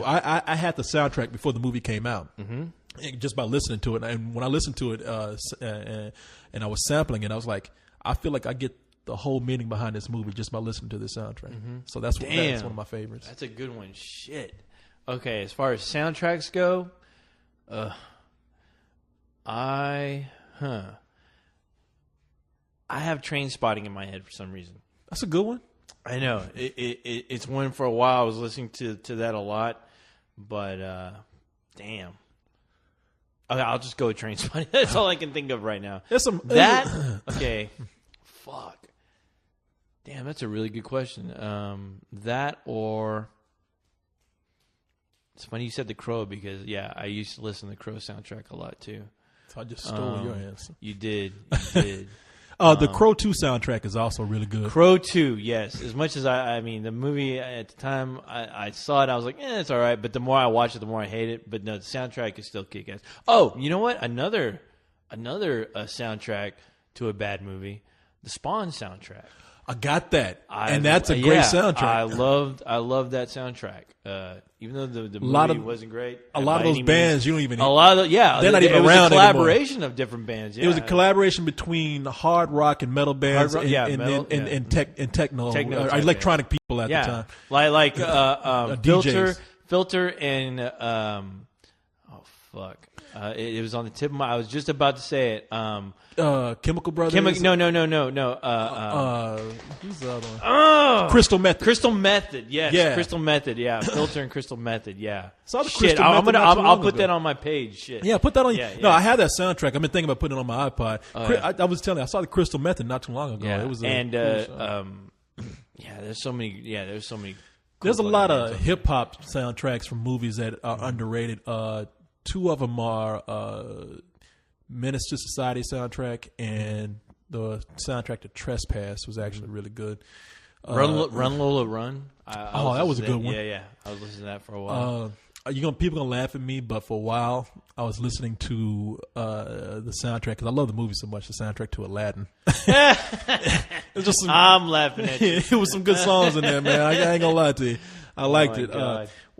See, I haven't bought soundtracks in years. It's since, been a since- while, yeah. Since, I mean, since there- everything's there's, been to there's the iTunes. obvious, yeah. Oh, Yeah. iTunes, yeah. Yeah, I mean, well, iTunes there's is the cool. obvious, like the Pulp Fiction. Like I think Pulp Fiction Yeah, kind of popularized yeah, that. soundtracks for a while, but Oh yeah, man, shit. what movie have I seen recently that I thought had a good soundtrack? Because recently I just been ordering songs a la carte yeah. on off of iTunes, and some of those songs have been on soundtracks. I end up, if I hear one song, I'll end up buying a soundtrack. Irreversible, even though that's a fucked up movie. That's kind of a score, though, the isn't score, it? yeah, the score. No, that's true, but it's music. I don't. It's made by Daft Punk. Yeah, that probably wouldn't even count, but I'll say 28 Days Later too. Even though there's like 2 songs on there, but the music was actually, I want to say it was orchestrated by one of the guys from a band called Godspeed You Black Emperor. So Yeah. I think I think I'm right on that one, but that's also a favorite. But yeah. As far as like official soundtracks, yeah, that's Crow's a classic. The And, Crow is the one that comes up to me because, like I It said, is. a lot of soundtracks just don't have. They just throw stuff in there to promote an artist, right. And that's why I don't like soundtracks too much today. But the Crow Yeah, is today, actually one no, that no. was just But like, yeah. I was like, wow, that Crow, that really, Train Spotting, and yeah, All right, let's see. could even say Lock, Stock, Smoking Barrels. Oh, That was a great one. that Yeah. was a great one. Yes. All right, you don't get your second question asked because we already spent up time on that. Who would you bang? Everyone. All right, let's see. I have a feeling we're going to skip this one because we might have just beat this one to death already. Sam S. says, Okay. everyone was blown away by Heath Ledger's performance in Dark Knight, but some people were like, meh, when they heard that he was going to be the Joker. What are some castings this is a good one. What are some castings in certain movies that made you kind of lukewarm or even think, what the fuck at first, but then you saw the actor's performance in the movie and you thought, damn, they're good. Yeah. Okay, you just mentioned a movie not too long ago, and that is John Travolta. When I first heard about, everybody laughed at John Travolta when they heard that he was going to Yeah. be in Pulp Fiction. They're like, Fiction, yeah. "What?" And Right. then he was in there, and everybody was like, "Wow, Wow, yeah. he made a comeback, man." Mm-hmm. But who else am I thinking Damn. of? I mean, That is a good question. As I'm far sure- as like, I'm sure Will Smith has been in something where I thought, like, wow, that's Will Smith, but then he ended up being good. I thought, well, as much as I protested him being an I Am Legend, when I saw it, I thought he was okay. He didn't blow me away, but I thought he was going to be a lot worse than he But actually. what movie have I seen where I was like, wow, that I was know. incredible? Yeesh. I don't know, man. I mean, You again, know what? I'll say Frank Langella and Frost Nixon. When I saw him, I was like, Frank Langella? This is the guy who played Skeletor. And he was... number one, he did not... Okay. Number one, he did not look... When I saw the trailer, I was like, wow, they got Frank Langella for that. Because it's like, number one, he does not look like President... Well, he doesn't look like Nixon at all. And when I saw the movie, which I did see, it was incredible. Yeah, it's a great movie. I love that movie. It's a great... I love it too. I was like, wow, watching that movie, he actually turned into...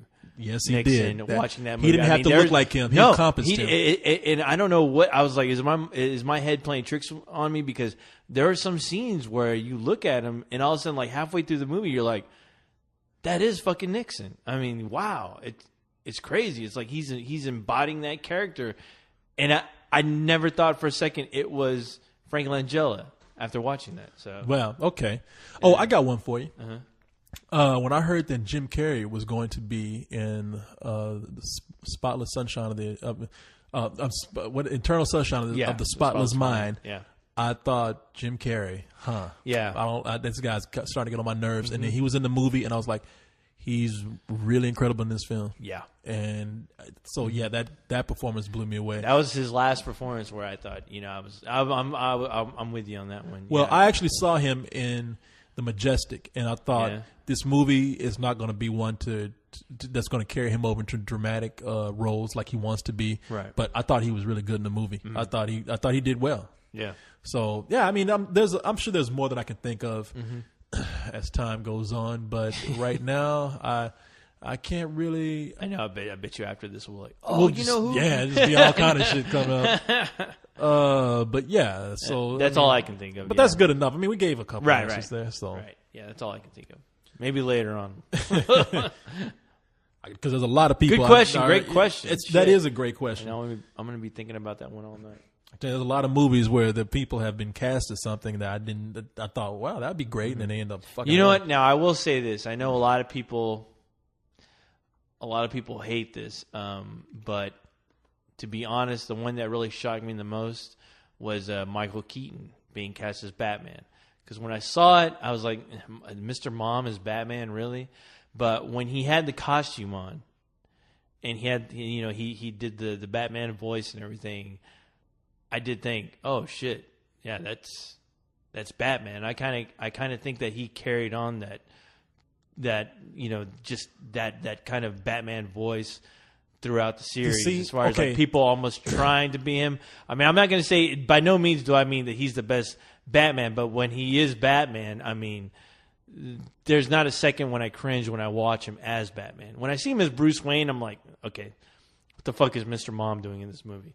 But I will give the guy some credit for, that Batman was a phenomenon when it came out.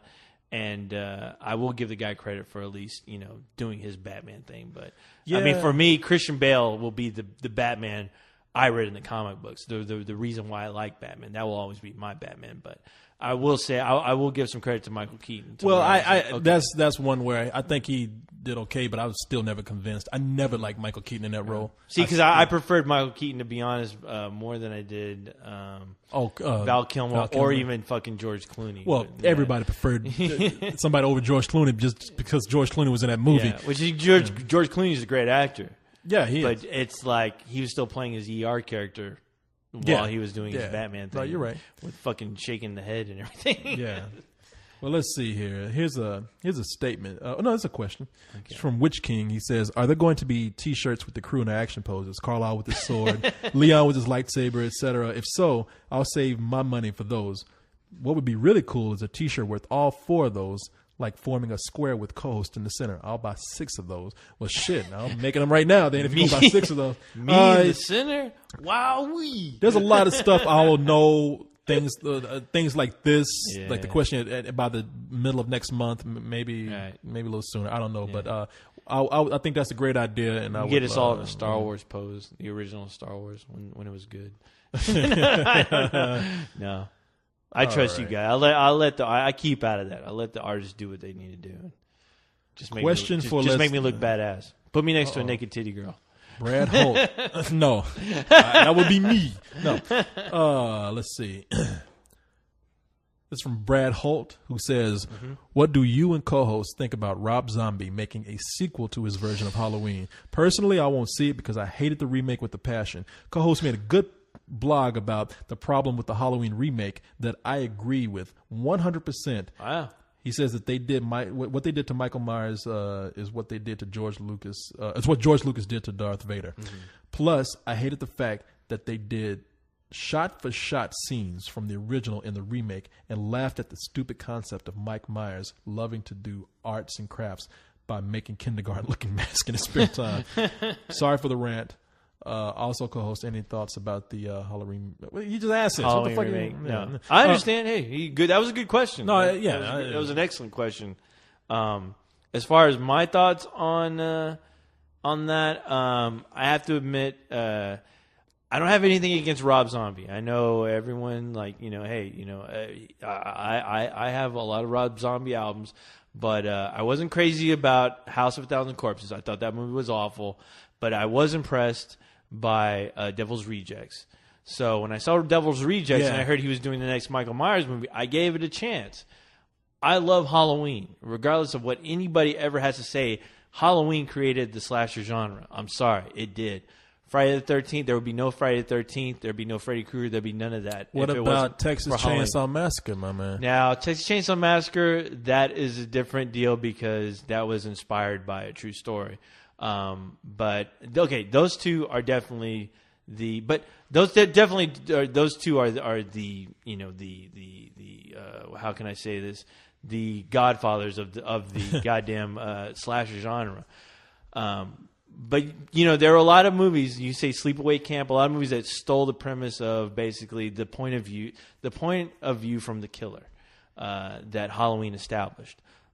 Saying that, when I watched Rob Zombie's Halloween, I wanted to love it, but they ran into the problem I had with Star Wars, which was explaining why Darth Vader is how he is, and they didn't do a very good job of that. They made him Darth Vader. They basically realized he's a whining bitch, and who is constantly complaining. So what you shit. think is they just explain too much in Halloween? They do, yeah, and that was the problem. They explain too much. There's too much shit going on. All the mysteries of why he's evil was shown to you, and it wasn't interesting. And in Halloween, they made Michael Myers look like a kid who became evil because his fucking sister didn't take him out to go trick or treating. We're gonna move on to the next question here, but you're right. But, I mean, there's their attempts to separate themselves from the original was to explain too much. Yeah, they gave an origin story that didn't need to be there. The cool thing about Michael Myers is in the original film, when you saw him kill his sister, and then you saw him outside, when they tore that mask, when his parents tore the mask off his face, he looked like he was in another world. Yeah. He was insane. And that's all you needed to know. And that's what made him creepy. A lot of that mystery, I mean, a lot of things we build up in our head. Legends, I mean, the most disturbing things, the most legendary things, the funniest things are stuff that's left to us to fill in with the blanks. Exactly. The blanks with. I mean, I keep telling people some of the biggest secrets to comedy is, at least visual comedy, are things that you can't explain. You see somebody doing something crazy in a movie, and you're like, well, why were they doing that? But you're just laughing anyway. I mean, it's like that old guy in Disaster movie that we saw. It's just like, you remember that old guy that was playing one of the zombies? Yeah. Just shuffling around. We like, where they get that old man from? Right. And it wasn't even anything that was meant to be seen in the movie, but we were laughing at him. But the same thing goes for horror, man. I mean, even more so. It's like if you were left to pull in, it's an old trick. I mean, I'm not telling you anything that you or probably a million other people don't know. But if you leave it up to your imagination, it's a lot more frightening. It's a lot more gruesome. It's a lot more whatever. And I'm sorry if I feel like I'm rambling, but no, that's one thing I really stress about as far as anyone writing a story about a character, a character like Michael Myers. I mean, please let the audience build up their own story. Because usually that's the best way, because the audience can fixate on what they think is cool about the character, and they'll always have that room to imagine, why the character is how they are. And once you explain that, it's almost like explaining that Jedis have midi-chlorians. It's not cool anymore. Damn. You can't relate to it. You can't say, "Oh, I can be that person." No, I'm sorry. It's you basically, you close that door. Now as far as what I think about, we'll get to the fucking point here. As far as what I think about Rob Zombie, I wasn't a fan of his last movie by any means, but I'll see it. I'll see it just to see what he has planned for the next one, man, out of morbid curiosity. Because I tell you what, I thought the last movie, the first part was a pointless origin story with Michael Myers. It didn't make him interesting. It didn't make him scary anymore.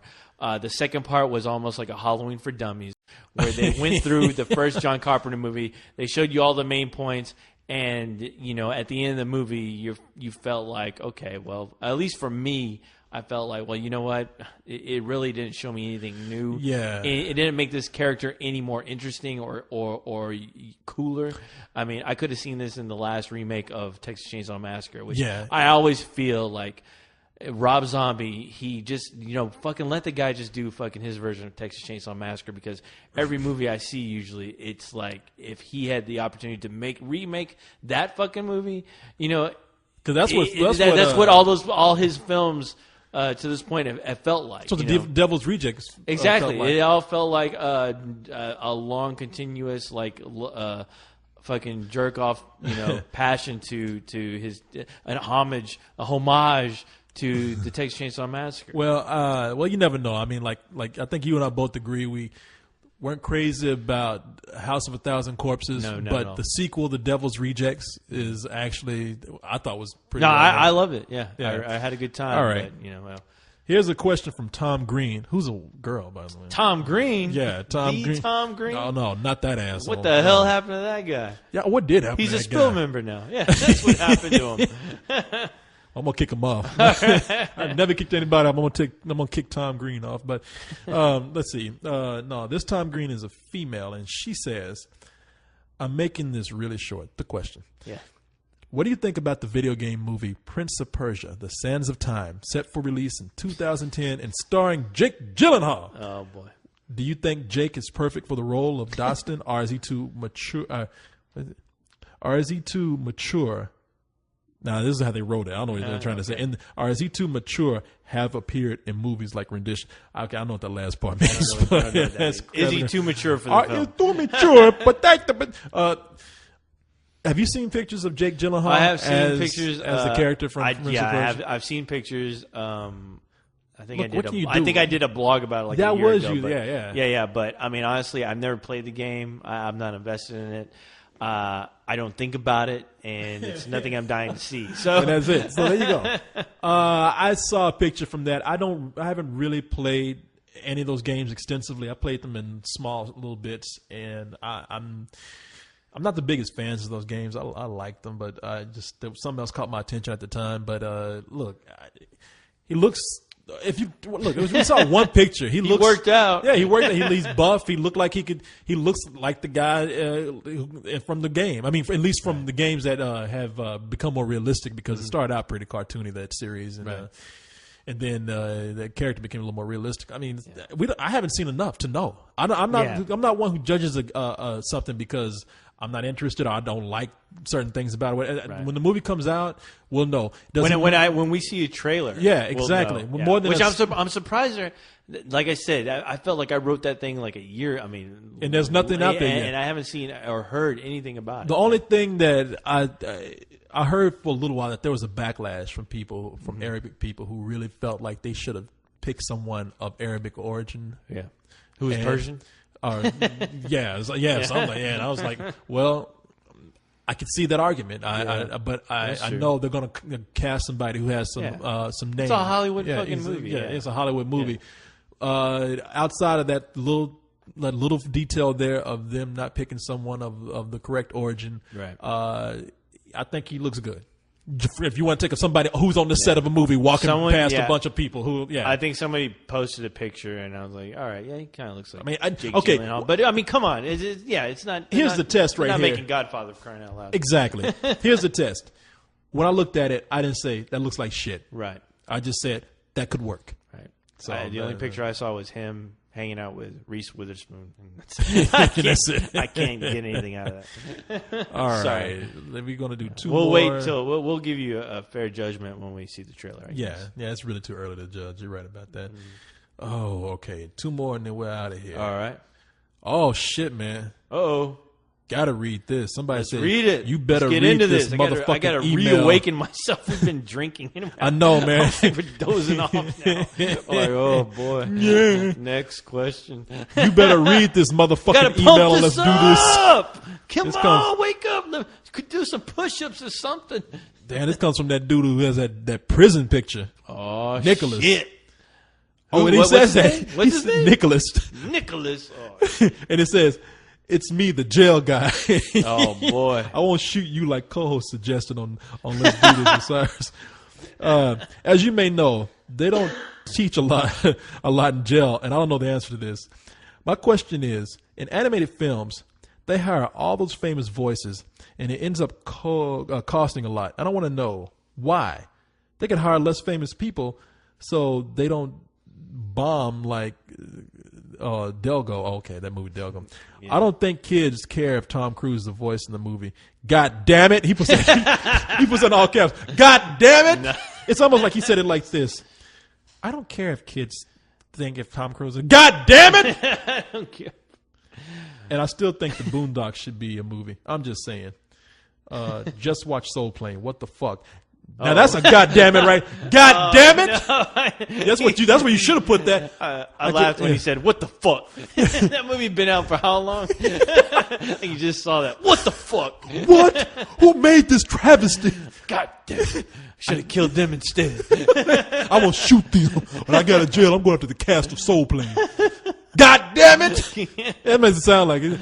I just saw Soul Plane. God damn it! Look, man, I can tell you why they use famous voices for animated films. Yes. Just what we were saying for Prince of Persia. It's the name. It is the name, yes. I mean, names sell tickets sometimes. And now you see on the trailers, they will show the characters. I mean, they will show the actors reading voices next to their characters, a picture of their characters. So, yeah, if we hear that Robin Williams is doing a voice for something, we automatically think, okay, he's a big name and he's funny. Right. He just did some voices for Aladdin too, and that was a big hit. So yeah, very simple answer. People like us, I guess we wouldn't give a shit, but as far as like the average Joe going to see these movies, they actually do care. So yeah, it's all sometimes the names, they bring in the cash. So Brad Pitt, Angelina Jolie doing an animated feature about, adopting a bunch of fucking kids from all over the world, it'll bring somebody in. Okay, here's a question. Last question. Is this the last one? This is the no, because this one's very short. This is from Brad's. He says, "Hi, Brad's. Hi, can we do a movie review together? I think it would be fun." No. What? Chances are maybe someday. But of course. Yes, come on in. I've been dying to do a movie review with Brad's. I got to read this question. This is from Jorge. Read it. Jorge. Oh, boy, my favorite. He's my favorite dude. Hang out with him all the time and shoot the shit. Okay. It says, question for you guys. A Coho, or let's do this. Coco, or let's do this one. Okay. Oh, my God, people. We're really dying right now. What is y'all? Sorry. What is y'all's? It says, what is y'all's? What is y'all's favorite movie montage? You are drunk. Look at Oh, my God. I love this business. I love this job. Oh, my God. You better answer this motherfucking question.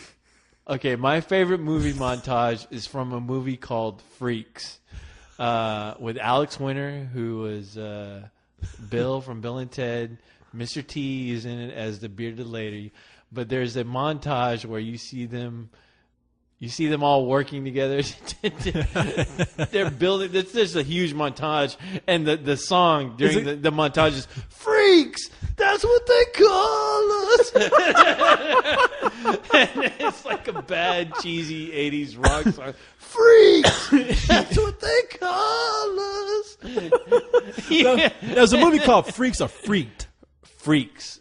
Wait. No, it's Freaked. No, it's Freaked. Yeah, Freaked. Yeah, that's Freaked. I'm sorry. Yeah, I'm okay. tired. Yeah, Freaked. No, the song is Freaked. That's what they call us.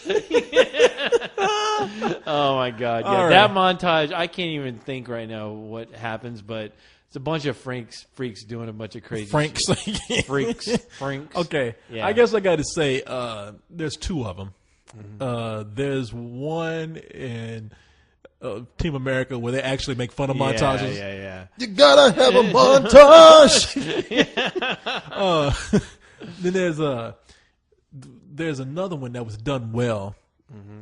Out of all the montages that I've seen, they do one in Marley and Me that I thought was actually the dog movie.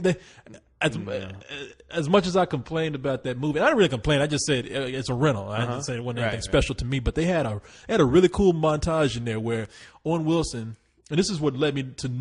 This is where I really realized what the movie was about. It wasn't about a dog. It was Owen Wilson talking about going through several periods of his week. And what they were like, and a lot of it always there was always he would say I go to work, I do this, and the dog fucks up something. I do this, dog fucks up something. So, now he didn't say that, but that's what the montage was. It's like his day would go well, and the dog would end up fucking up something. And it was done pretty, and it wasn't done like a funny montage. They play funny music, and Marley's taking a piss on a tree, and like whoa, yuck, yuck. And, no, it was Owen Wilson, who's an editorial writer. It was pretty much the montage from the point of him writing his editorials. So it was done pretty well. That's one of the best. Not exactly a great movie, but one of the best montages that I've seen in a while. Actually, you know what? I had another montage. What? Come to mind. What? Rocky IV when he's working out trying to defeat Drago. when he's like lifting up like what is it, carriages of hay or whatever. And he's running up to the highest mountain. They have this whole montage workout scene. Can I tell you something? This kick-ass music. Yes. Check it out. After this, he says, me, Rocky IV, when he was taking that drive after Apollo Creed's death. Oh, my God. Are you serious? I got it right here. Look, let me see. there it is, right there, if you think I'm on it. That kicks ass, dude. That guy's awesome. I know. As soon as when we started talking, Rocky IV came into my fucking head. The whole workout scene where he's like working out in a fucking barn, lifting rocks. Man, you really are kind of tipsy. You know, I haven't heard that laugh in years that you've had. My real laugh. Yeah. Do you remember? Yes, I remember when I got fucked up and I was at Joel's place and I was on the ground laughing to myself and fucking That girl I was going out with. That girl I was going with. Girls were walking by. They thought, it was fucking madman. What's that name? The girl named Dina. A mad robot was fucking roll on the floor. That's what it was. I was on the floor. I did not care about anything. I was in my own fucking universe, and I was laughing like it was my last day on earth. my last day to laugh. That girl Dina that I was going out with, she came in. He's like, "Are you going?" She said, "You gonna remember me?" You're like, "Yeah, I'm gonna remember you."